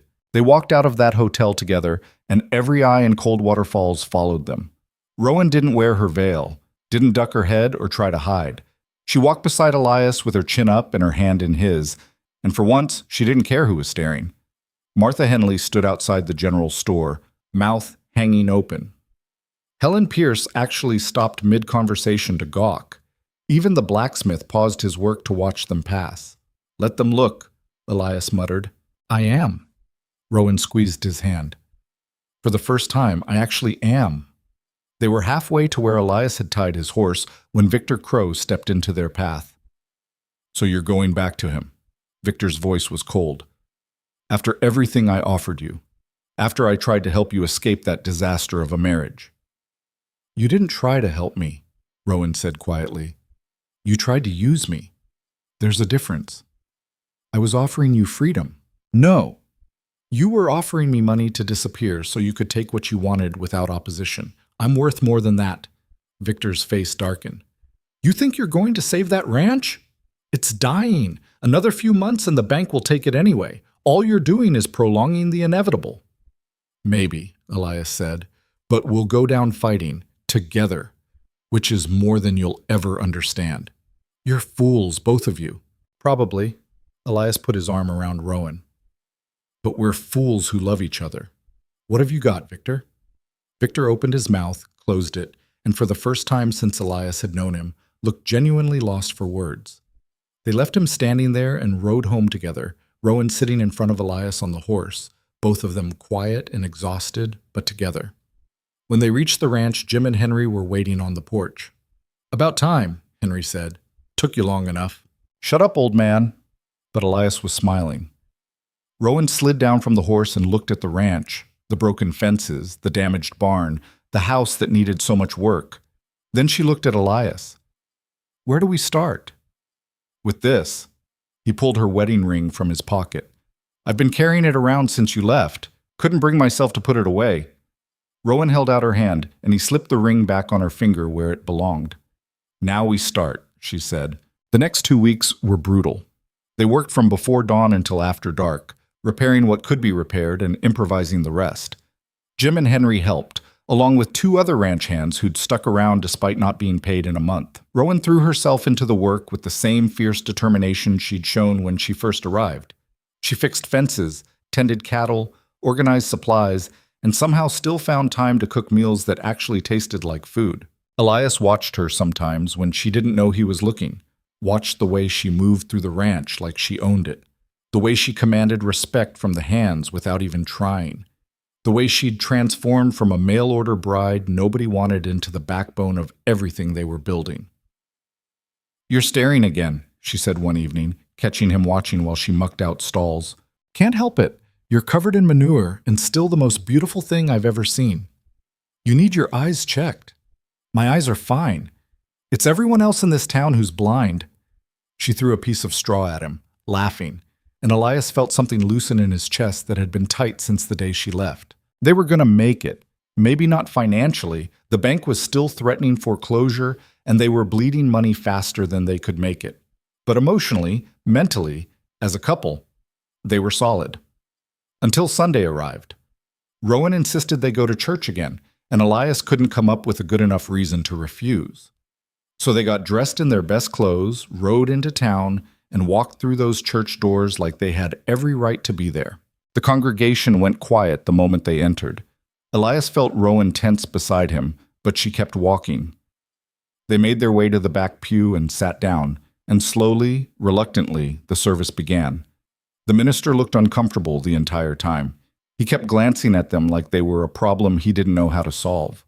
His sermon was about duty and obligation and staying in your proper place, and Elias felt his anger building with every word. But Rowan sat perfectly still, hands folded in her lap, face serene, despite the pointed message being delivered from the pulpit. When the service finally ended, people filed out quickly, avoiding eye contact. Martha Henley gave them a tight nod. Helen Pierce pretended they didn't exist. The rest of the congregation simply hurried past. They were the last ones to leave, and Elias was helping Rowan with her coat when Victor Crow's voice rang out across the empty church. "Well, well, the prodigal wife returns." Elias turned to find Victor standing in the aisle with 3 of his ranch hands flanking him. All of them looked like they'd been drinking despite the early hour. "We're leaving, Victor. Don't do this." "Do what?" "I'm just making conversation." Victor walked closer, and Elias could smell whiskey on his breath. "I'm curious, Mrs. Mercer. What made you come back? Was it love or just the fact that nobody else would have you?" "That's enough." Elias stepped between them. "Is it?" "Because I've been very patient. I've made fair offers. I've tried to be reasonable. And all I've gotten in return is disrespect from a failed rancher and his charity case wife." "Call her that again," Elias said quietly, "and I'll knock your teeth down your throat." Victor smiled. There it is. The real Elias Mercer. The violent drunk who got his wife killed through negligence. That's what you are, isn't it? That's why you hid away for 8 years, because you knew you didn't deserve another chance. The words hit like a physical blow. Elias felt the air leave his lungs, felt 8 years of guilt and grief come rushing back, felt the terrible truth of it, that he had been negligent, that he should have gotten Caroline to a doctor sooner, that maybe, just maybe, if he'd been paying more attention, she'd still be alive. "Elias," Rowan's hand on his arm, "don't listen to him." "But he's right." Elias's voice sounded hollow even to his own ears. "I failed Caroline, and I'm failing you. Everything Victor's done to us, the poisoned cattle, the burned barn, all of it. It's happening because I wasn't strong enough to protect you." "That's not... Maybe this marriage was a mistake." The words came out before he could stop them. The same words he'd said once before, months ago. The words that had driven Rowan away the first time. The silence that followed was crushing. Rowan's hand fell away from his arm. When he finally found the courage to look at her, the expression on her face made him want to die. "You don't mean that," she whispered. "I don't know what I mean anymore. I'm tired, Rowan. I'm so damn tired of fighting battles I can't win." Victor laughed, sharp and cruel. "Finally, some honesty. You see, Mrs. Mercer, even your husband knows this was doomed from the start. A scarred woman and a broken man trying to play house. It would be funny if it wasn't so pathetic." Something in Rowan's expression shifted then. Not hurt, not sadness, rage. She turned to Victor with fury blazing in her eyes. "You want to know what's pathetic? A man so threatened by a woman with scars that he spends months trying to destroy her life. A bully so insecure about his own worth that he has to tear down everyone around him to feel powerful. That's pathetic, Mr. Crow. You're pathetic." "Careful, Mrs. Mercer. No, you be careful, because I'm done playing your games. I'm done letting you dictate what happens in my marriage. And I'm done standing here listening to you insult the man I love." She grabbed Elias's hand. "We're leaving, and if you ever come near my husband or my ranch again, I will make you regret it." She pulled Elias toward the door, but Victor's voice stopped them. "You think you've won something? You think standing up to me changes anything? In 6 months, that ranch will be mine. The bank's already started foreclosure proceedings. It's over." Rowan turned back, and the smile on her face was terrifying. "Then I guess we'll see you in 6 months, Mr. Crow, and we'll see who's still standing." They walked out into the bright Sunday morning, and Elias felt like he'd been hit by a train. "I shouldn't have said that," he said as soon as they were out of earshot, "about the marriage being a mistake. I didn't mean it. I was just exhausted, overwhelmed, human." Rowan stopped walking and turned to face him. "I know you didn't mean it, Elias, but you need to understand something. I can't keep doing this. I can't keep wondering if the next time things get hard, you're going to decide I'm not worth the trouble. You are worth it. You're worth everything. Then prove it." Her voice was steady, but her eyes were bright with unshed tears. "Stop letting Victor get in your head. Stop letting guilt over Caroline control your life. And stop apologizing for loving me. I'm not... You are. Every time you call this marriage a mistake, even when you don't mean it, you're apologizing. You're saying that choosing me was wrong, that I'm something you have to justify or explain or defend. I need you to stop doing that." Elias pulled her close, buried his face in her hair. "I'm sorry. You're right. I've been so busy trying to protect you that I forgot to just love you. That's what you need, what we both need. Not protection, just love. And trust, Rowan added quietly. Trust that we can handle whatever Victor throws at us. Trust that we're strong enough together to survive this. Are we? I don't know. But I'd rather find out trying than give up now. They stood there in the middle of the street, holding each other, while the rest of Coldwater Falls went about their Sunday routines around them. The ride back to the ranch was quiet, but it was a different kind of quiet than before. Not heavy with unspoken tension, just thoughtful. Both of them processing what had happened, what had been said, what it all meant. When they arrived, Henry was waiting on the porch with an expression that said something was wrong. What happened? Elias climbed down from the horse. Bank inspector came by while you were gone. Said he needs to do a full assessment of the property next week. They're moving forward with foreclosure. Rowan's face went pale. Next week? That's not enough time. Time for what? Elias asked. To fix everything. To show them the ranch is still viable. To prove we're worth saving. She turned to Elias. We need to make this place look profitable by next week, or we lose everything. That's impossible. Maybe, but we have to try. Henry cleared his throat. There might be one way. It's risky as hell, but it could work. What? Cattle drive. We take what's left of the herd, about 60 head, and drive them to Fort Laramie. Army's paying top dollar for beef right now. We could make enough to satisfy the bank and have some left over. Elias shook his head. Fort Laramie's 4 days away, through rough country. We'd need at least 6 experienced hands, and we've only got 4 including you and Jim. I could ride, Rowan said. Absolutely not. Why not? I've been working this ranch for months. I know cattle as well as any of your hands. It's dangerous.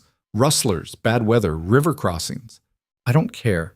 If this is our last chance to save the ranch, I'm not sitting at home waiting to hear how it went. I'm coming with you. Elias looked at her, this stubborn, fierce, impossible woman, and knew there was no point arguing.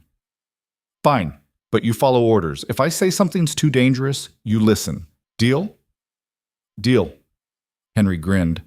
This is either going to save your ranch or kill you all. Either way, it'll be interesting. They spent the next 3 days preparing. Gathered supplies, checked equipment, planned the route. Jim sent word to 2 other ranchers he knew, asking if they could spare hands for the drive. One said yes, one said no. So they'd be going with 5 people total. Elias, Rowan, Jim, Henry, and a young hand named Billy, who was either very brave or very stupid. The night before they left, Elias couldn't sleep. He lay in bed staring at the ceiling, thinking about all the ways this could go wrong. Rowan rolled over and put her hand on his chest. Stop thinking so loud. Can't help it. This is insane. We're about to drive 60 head of cattle through hostile territory with a crew of 5, including a 73-year-old man and a woman who's never done a cattle drive in her life. Don't forget Billy, he's never done one either. That doesn't make me feel better. Rowan propped herself up on one elbow. We're going to be fine. You don't know that. No, but I believe it, and right now that's enough. She kissed him softly. Get some sleep. Tomorrow's going to be a long day. But Elias couldn't sleep, so instead he held Rowan close and tried to memorize the feeling of her in his arms, just in case this was the last peaceful moment they'd have for a while. They left at dawn, driving the cattle north toward Fort Laramie. The first day went smoothly, too smoothly. The cattle cooperated, the weather held, and by nightfall they'd covered good ground. The second day, the trouble started. They were crossing a shallow river when one of the steers panicked and stampeded back toward the bank, taking half the herd with it. It took 2 hours to round them up again, and by the time they did, everyone was soaked and exhausted. This is going great, Billy muttered, wringing out his shirt. Shut up, kid, Henry said, but there was no real heat in it. That night, sitting around the campfire, Elias found himself watching Rowan. She was talking to Jim about the best route for tomorrow, her face animated despite the exhaustion. She looked happy, actually happy, like this cattle drive through dangerous territory was exactly where she wanted to be. She's something else, Henry said, following his gaze. Yeah.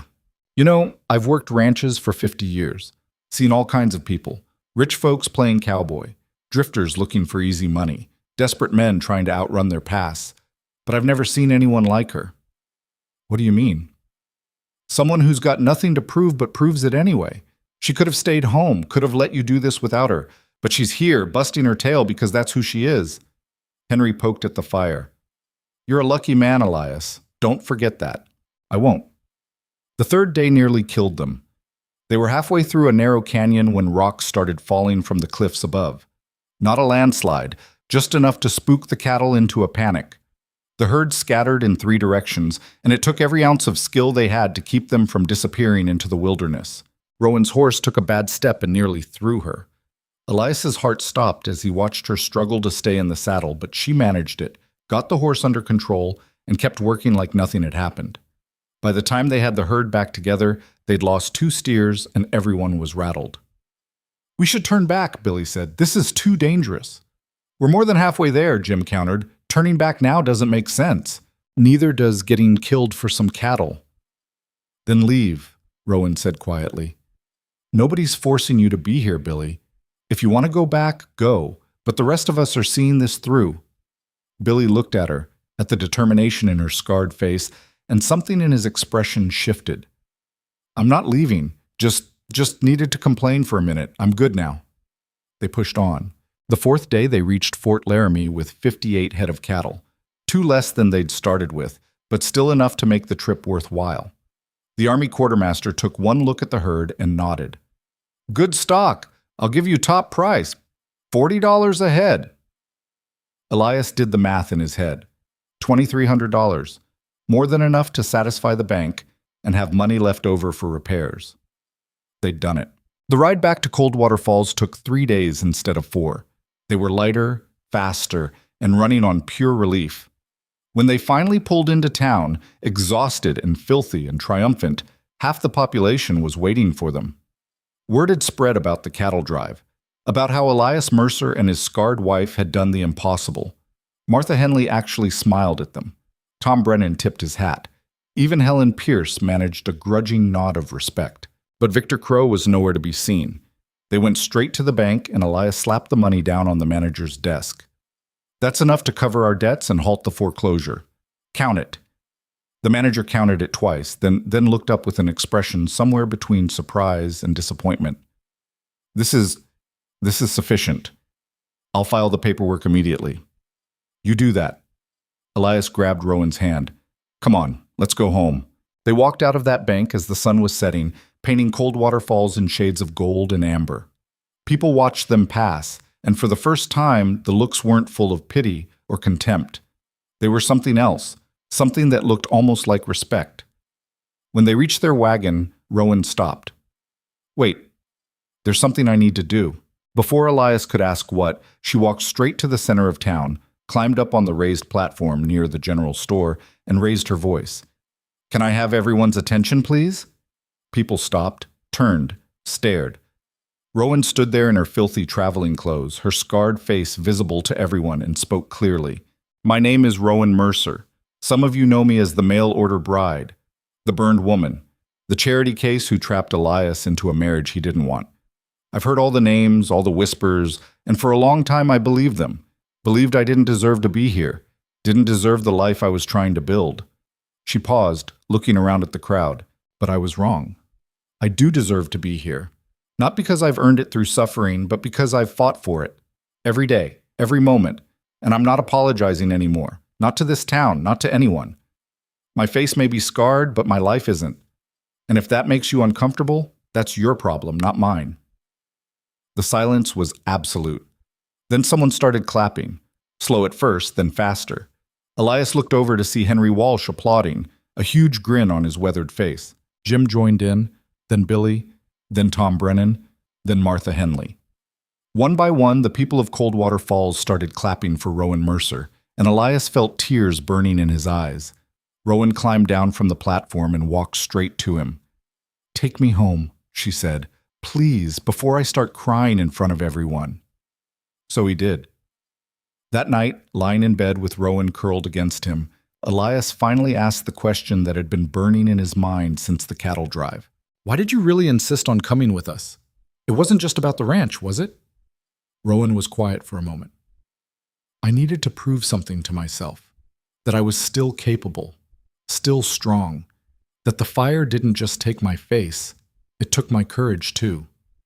For 3 years, I let fear control my life. Let other people tell me what I was worth. But on that cattle drive, working beside you and the others, I felt like myself again. Like the person I was before everything fell apart. You've always been that person. Maybe, but I needed to remember it. Needed to prove I could still do hard things, still face danger, still be more than just the woman with the scars. Elias kissed the top of her head. You're the strongest person I know, scarred or not. Always have been. I'm starting to believe that. They fell asleep holding each other, and for the first time since Caroline died, Elias didn't dream about the past. He dreamed about the future instead. Spring came to Coldwater Falls like a promise being kept. The snow melted, revealing brown earth that would soon turn green. The cattle grew fat on fresh grass. And Mercer Ranch, which had been dying for 8 years, finally started to feel like something worth saving. Elias woke early most mornings to find Rowan already in the kitchen, coffee brewing, making plans for the day. She'd transformed from the frightened mail-order bride who'd stepped off that stagecoach into someone else entirely. Someone who belonged here. Someone who'd claimed this life as her own. We need to expand the herd, she said one morning, spreading papers across the table. With the money from Fort Laramie, we can buy breeding stock, build the numbers back up. That'll take years. Good thing we've got years. She looked up at him, and the certainty in her eyes made his chest tight. We're not going anywhere, Elias. This ranch is ours. Time we started acting like it. They bought 20 head of breeding cattle from a rancher 2 counties over, hired 2 more hands to help with the work, started repairing the barn properly instead of just patching it together. Slowly, methodically, they rebuilt what had been broken. But it wasn't just the ranch that was healing. Elias found himself laughing more, smiling at things that would have passed unnoticed before. He'd wake up in the middle of the night sometimes and just watch Rowan sleep, amazed that this fierce, stubborn woman had chosen to stay with him. "You're doing it again," she murmured one night, eyes still closed. "Doing what?" "Staring at me like you're afraid I'll disappear." "Can't help it. Sometimes I still can't believe you're real." She opened her eyes then, rolled over to face him. "I'm real, and I'm not going anywhere. You need to start believing that." "I'm trying." "Try harder." But she was smiling when she said it. The town changed too, though more slowly. People still stared at Rowan when she came into town, but the whispers had shifted from cruel to curious. Martha Henley started inviting her to church socials. Tom Brennan's wife brought over preserves with a note saying she admired Rowan's courage. Even Helen Pierce managed a stiff greeting when they crossed paths. It wasn't acceptance, exactly, but it was something. A grudging acknowledgement that Rowan Mercer had earned her place in Coldwater Falls through sheer force of will. Victor Crow was notably absent from all of it. After the cattle drive, he'd retreated to his ranch and hadn't been seen in town for weeks. Rumors said he was furious about losing his bet, that Elias would fail. Other rumors said he was planning something bigger. Elias didn't care either way. He was too busy building a life to worry about Victor's wounded pride. Then one Saturday afternoon, everything came to a head. Elias and Rowan had come into town for supplies when they heard shouting from the saloon. They exchanged a glance, then walked over to see what the commotion was about. Victor Crow stood in the middle of the street, drunk and angry, yelling at anyone who'd listen. "You all think he's some kind of hero now? Elias Mercer and his freak show wife? They got lucky once. One cattle drive doesn't change the fact that he's a failure who married a woman nobody else wanted." The street had gone quiet. People were watching, waiting to see what would happen. Rowan's hand tightened on Elias's arm. "Let's just go." "No." Elias stepped forward. "I'm tired of walking away from him." He crossed the street until he was standing directly in front of Victor. "You're drunk. Go home." "I'm drunk? You're the one who's been drunk on false hope for months. That ranch is dying. Your wife is a joke, and everyone in this town knows it." "That's not true," Martha Henley said, stepping out of the general store. "Not anymore." Victor spun to face her. "What?" "What you're saying, it's not true. Maybe it was once, but not now." Martha looked at Rowan. "Mrs. Mercer has proven herself. She's worked harder than any woman I've ever known. She saved that ranch, and if you can't see that, you're blind as well as drunk." Other voices joined in. Tom Brennan, Jim Crawford, even the minister who'd been so uncomfortable with Rowan's presence just months before. One by one, the people of Coldwater Falls stood up for the woman they'd once rejected. Victor looked around, face red with rage and humiliation. "You're all fools, every last one of you."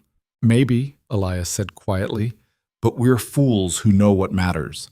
Family, loyalty, fighting for the people we love. You don't understand any of that, Victor, and that's why you'll always be alone." Victor lunged at him, fist swinging wild. Elias sidestepped easily. The man was too drunk to aim straight, and Victor stumbled, fell, and landed face first in the mud. He lay there for a moment, breathing hard, then slowly pushed himself up. When he looked at Elias, the rage in his eyes had been replaced by something else, something that looked almost like defeat. "I could destroy you," he said hoarsely. "I have the money, the connections. I could make your life hell. You already tried that. It didn't work. I could try harder. You could, but it won't change anything. Because what Rowan and I have, what we've built together, you can't touch that. You can burn our barn, poison our cattle, turn the town against us, but you can't break what we are to each other. And that drives you crazy, doesn't it? That the thing you want most, power over us, is the one thing you'll never have." Victor stared at him for a long moment. Then he stood up, mud dripping from his expensive clothes, and walked away without another word. The street erupted in conversation, people congratulating Elias, asking Rowan if she was all right, already turning Victor's drunken spectacle into the story they'd be telling for years. But Elias barely heard any of it. He was looking at Rowan, at the tears streaming down her scarred face, and all he could think was that he'd finally done it. He'd finally stood up for her the way she'd always deserved. "You okay?" he asked quietly. She nodded, unable to speak, and threw her arms around him right there in the middle of the street. They held each other while the town watched, and Elias realized that this moment, this public declaration of love and loyalty, was what they'd both needed. Not just for themselves, but to show everyone else that they weren't hiding anymore, weren't ashamed, weren't apologizing for existing. That night, back at the ranch, they sat on the porch watching the sun set over land that finally felt like home. "Do you think Victor will try again?" Rowan asked. "Probably. He's not the type to give up easy." "Neither are we." "No, we're not." Elias pulled her closer. "You know what the difference is between us and him?" "What?" "He fights because he's afraid of losing. We fight because we have something worth protecting. That makes us stronger." Rowan rested her head on his shoulder. "When did you get so wise?" "I married a smart woman. Some of it must have rubbed off." She laughed, and the sound of it made Elias's heart feel too big for his chest. Summer arrived with heat that made the work harder, but the evenings sweeter. The ranch continued to grow. The cattle multiplied. The bank account, while not healthy, was at least no longer critical. More importantly, Elias and Rowan had found a rhythm. They worked together during the day, ate together in the evening, and fell into bed exhausted but content every night. It wasn't perfect. They still argued about money, about ranch decisions, about Rowan working too hard. But it was real. Messy and complicated, and absolutely real. One evening in late July, Rowan found Elias in the barn working on a new stall door. "I have something to tell you." The serious tone in her voice made him set down his tools. "What's wrong?" "Nothing's wrong. I went to see the doctor in town today." Elias felt his heart stop. "Are you sick?" "No, I'm pregnant." The world tilted sideways. Elias stood there, hammer in hand, trying to process what she'd just said. Pregnant. Rowan was pregnant. They were going to have a baby. "Say something," Rowan said nervously. "You're scaring me." He set down the hammer before he dropped it. "Are you sure?" Doctor confirmed it. About 2 months along, he thinks. 2 months. We're going to have a baby in 7 months, give or take. Elias crossed the distance between them in 3 strides and pulled her into his arms. "Are you happy about this?" Rowan asked against his chest. "I know we didn't plan it. I know things are still tight with money. I know. I'm terrified and thrilled and completely unprepared. But yes, I'm happy." He pulled back to look at her. "Are you?" Rowan's eyes were bright with tears. "I'm scared. After Sarah, I never thought I didn't think I deserved another chance, but yes, I'm happy too. They held each other in that barn as the sun set outside, both of them crying, both of them laughing, both of them feeling the weight of this new life they'd created together. The pregnancy changed things in ways both expected and unexpected. Rowan refused to slow down at first, insisting she could still do all the work she'd been doing before. Elias had to physically stop her from climbing on the barn roof to fix a leak when she was 4 months along. "You're going to fall and kill yourself and our baby," he said, practically dragging her off the ladder. "I'm pregnant, not disabled. There's a difference between being capable and being reckless. Let Jim do the roof work." They compromised. Rowan handled the bookkeeping, the meal planning, and the lighter ranch work. She hated every minute of being treated carefully, but she loved the baby growing inside her more than she hated the restrictions. The town noticed, of course. People started treating Rowan differently, not with pity anymore, but with the cautious kindness reserved for expectant mothers. Women who'd barely spoken to her before suddenly had advice about morning sickness and nursery preparation. Martha Henley organized a quilting circle to make baby blankets. Helen Pierce grudgingly admitted that maybe Rowan wasn't such a disaster after all. And the minister actually smiled at them during Sunday service, which felt like a small miracle in itself. But not everything was gentle. 5 months into the pregnancy, Rowan woke Elias in the middle of the night, clutching her stomach. "Something's wrong." The terror in her voice sent ice through his veins. They rode into town at dangerous speed, and by the time they reached the doctor's house, Rowan was crying from pain and fear. The doctor examined her while Elias paced outside, praying to any force in the universe that would listen that they wouldn't lose this baby, that Rowan wouldn't have to survive losing another child. After what felt like hours, the doctor emerged. "She's fine. The baby's fine. Just some cramping, normal at this stage, though alarming. I've given her something to help her rest. You can take her home in the morning." Elias nearly collapsed with relief. He spent the night in a chair beside Rowan's bed, holding her hand while she slept, and made promises to himself about being a better husband, a better father, a better man than he'd been before. When Rowan woke just before dawn, she found him watching her. "You look terrible," she whispered. "I thought I was going to lose you both." "You didn't. We're okay. We're going to be okay. I can't do this without you, Rowan. I need you to know that. If something happened to you or the baby, I wouldn't survive it." She squeezed his hand. "Then it's a good thing nothing's going to happen. This baby is stubborn. Gets it from both of us. Takes more than a little cramping to scare us off." Despite everything, Elias smiled. Winter came early that year, and with it, the baby. Rowan went into labor on a freezing December night, and the midwife barely made it to the ranch before things got serious. Elias paced the hallway outside their bedroom, listening to Rowan scream, feeling more helpless than he'd ever felt in his life. Jim and Henry sat with him, offering whiskey he couldn't drink and reassurances he couldn't believe. "Women do this every day," Henry said. "She'll be fine." "You don't know that. I know she's the toughest woman in Wyoming. If anyone can do this, it's her." The labor lasted 8 hours. 8 hours of Elias imagining every terrible outcome, remembering Caroline, remembering the baby that never got to take a breath. Then finally, miraculously, he heard it, a baby crying. The midwife opened the door, smiling. "You have a daughter. Both mother and baby are healthy. You can come in now." Elias walked into that room on shaking legs and found Rowan propped up in bed, exhausted and sweating and holding a tiny bundle wrapped in blankets. "Come meet your daughter," she said, tears streaming down her face. He crossed the room, sat on the edge of the bed, and looked down at the smallest person he'd ever seen. She had dark hair like Rowan, and a face red from crying and tiny fists that were already swinging at the air. "She's perfect," he whispered. "She's loud," Rowan said, laughing through tears. "And stubborn, already trying to fight the world. What should we name her?" Rowan was quiet for a moment, looking down at their daughter. "Caroline," she said softly, "after your first wife. And Sarah for her middle name, after my daughter. So they're both here with us, both part of this new life we're building." Elias felt tears burn his eyes. "Are you sure?" "I'm sure. They shaped who we are, who we became. It feels right to honor them." So Caroline Sarah Mercer came into the world on a frozen Wyoming night.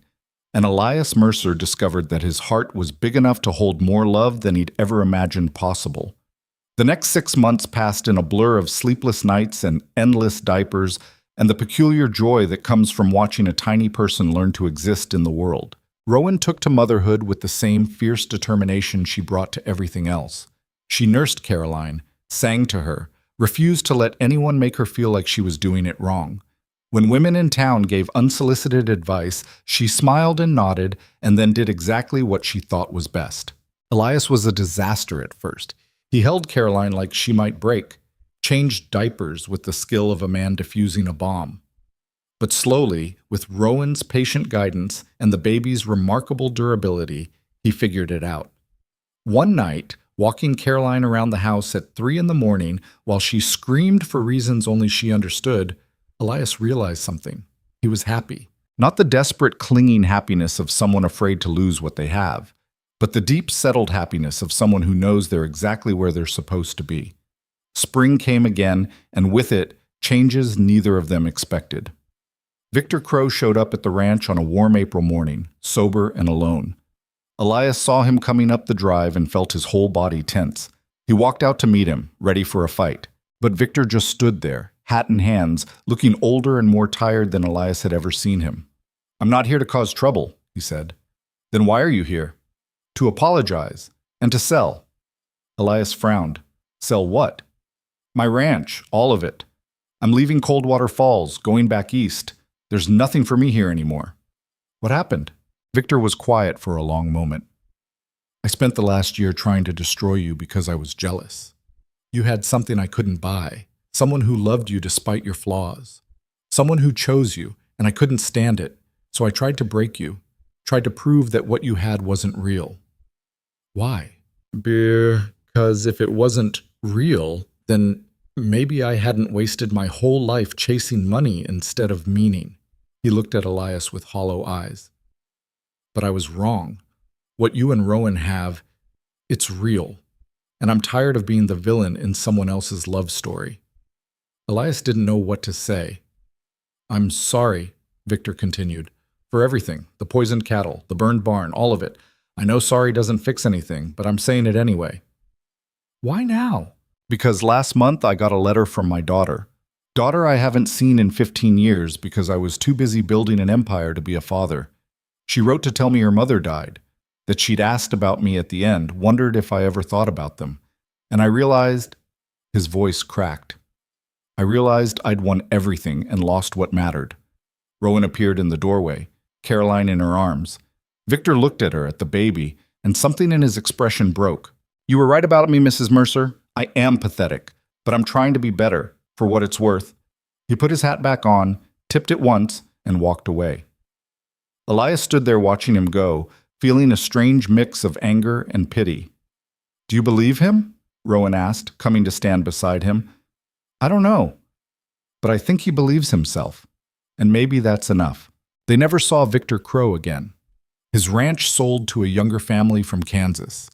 The town slowly forgot about him, the way towns forget about people who leave and never come back. But Elias remembered that conversation, remembered the hollow look in Victor's eyes. It reminded him that winning isn't the same as having something worth keeping.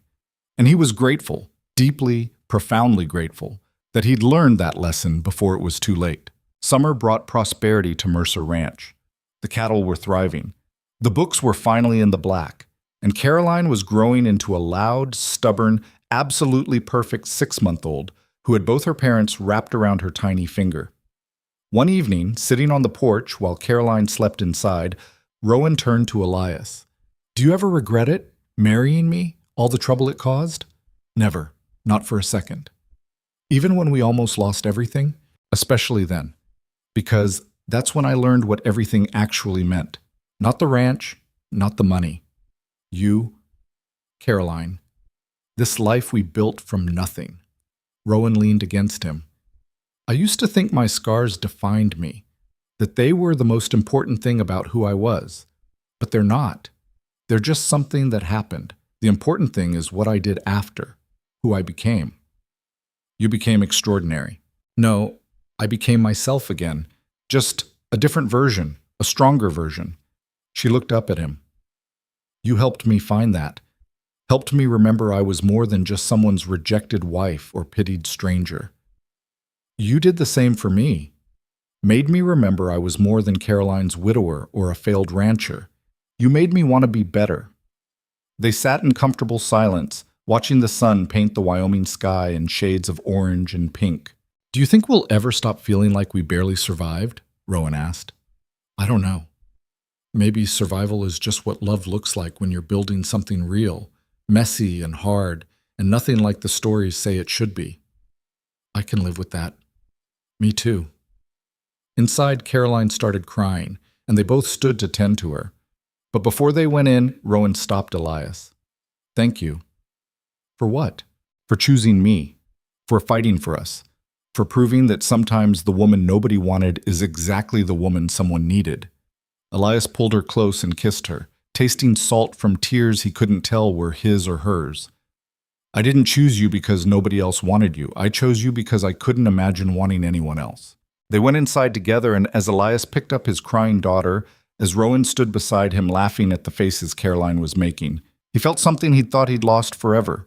Peace, not the absence of struggle, not the end of hardship, but the deep certainty that whatever came next, they'd face it together.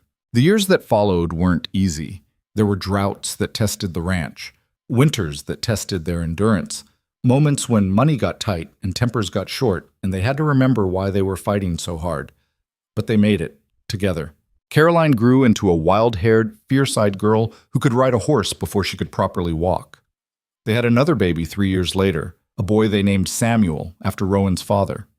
The ranch expanded, the town grew, and slowly, almost without noticing, Elias and Rowan Mercer became the kind of couple people pointed to when they wanted to prove that love could survive anything. But they knew better. Love didn't survive on its own. It survived because two people decided every single day that what they were building together was worth the cost, worth the work, worth showing up for even when it would be easier to walk away. One night, 10 years after Rowan first stepped off that stagecoach, Elias found her standing in the yard, looking up at the stars. Can't sleep? He asked, coming to stand beside her. Just thinking. About what? About that first day. When I lifted my veil and saw the look on your face, I was so sure you'd send me back, so sure I'd finally found a place I might belong and it was going to reject me like everywhere else. But I didn't. No, you didn't. You said welcome home and changed my entire life. Elias took her hand. Do you regret it? Everything we went through? Rowan thought about it, really thought about it. The poisoned cattle, the burned barn, the whispers and stares, Victor's cruelty, the moment she'd wanted to give up, the pain and fear and exhaustion. Then she thought about the other things, the way Elias looked at her like she was the sun, the sound of her children laughing, the ranch they'd saved together, the life they'd built from wreckage and determination. No, she said finally. I don't regret any of it because all of it, every terrible, beautiful moment led to this, to us, to the family we made, to becoming someone I'm proud to be. Do you ever miss who you were before? Before the fire? Sometimes, but honestly, I think I like who I am now better. She's harder, stronger. She doesn't apologize for taking up space. She knows what she's worth. Elias pulled her close, resting his chin on top of her head. You know what I learned from all this? What? That the things worth having are never the things that come easy. That real love isn't finding someone perfect. It's finding someone perfectly imperfect and choosing them anyway, every day, even when it's hard. Especially when it's hard, Rowan added. Especially then. They stood there under the Wyoming stars, two people who'd been broken and had somehow managed to heal together, and Elias felt grateful for every choice that had led them to this moment. Inside, one of the children called out, probably Samuel having another nightmare. Rowan started to go, but Elias stopped her. I'll get him. You stay out here. Enjoy the quiet. You sure? I'm sure. He kissed her forehead. I love you, Rowan Mercer. Just thought you should know. She smiled, that fierce, beautiful smile that still made his heart skip. I love you too. Now go take care of our son before he wakes his sister. Elias walked back toward the house, and just before he went inside, he turned to look at Rowan one more time. She was still standing there in the moonlight, scars and all, looking like the strongest thing he'd ever seen. And he realized that this ordinary moment in an ordinary life built from extraordinary determination, was exactly what happiness looked like. Not perfect, not easy, but real, and worth every single fight it took to get here.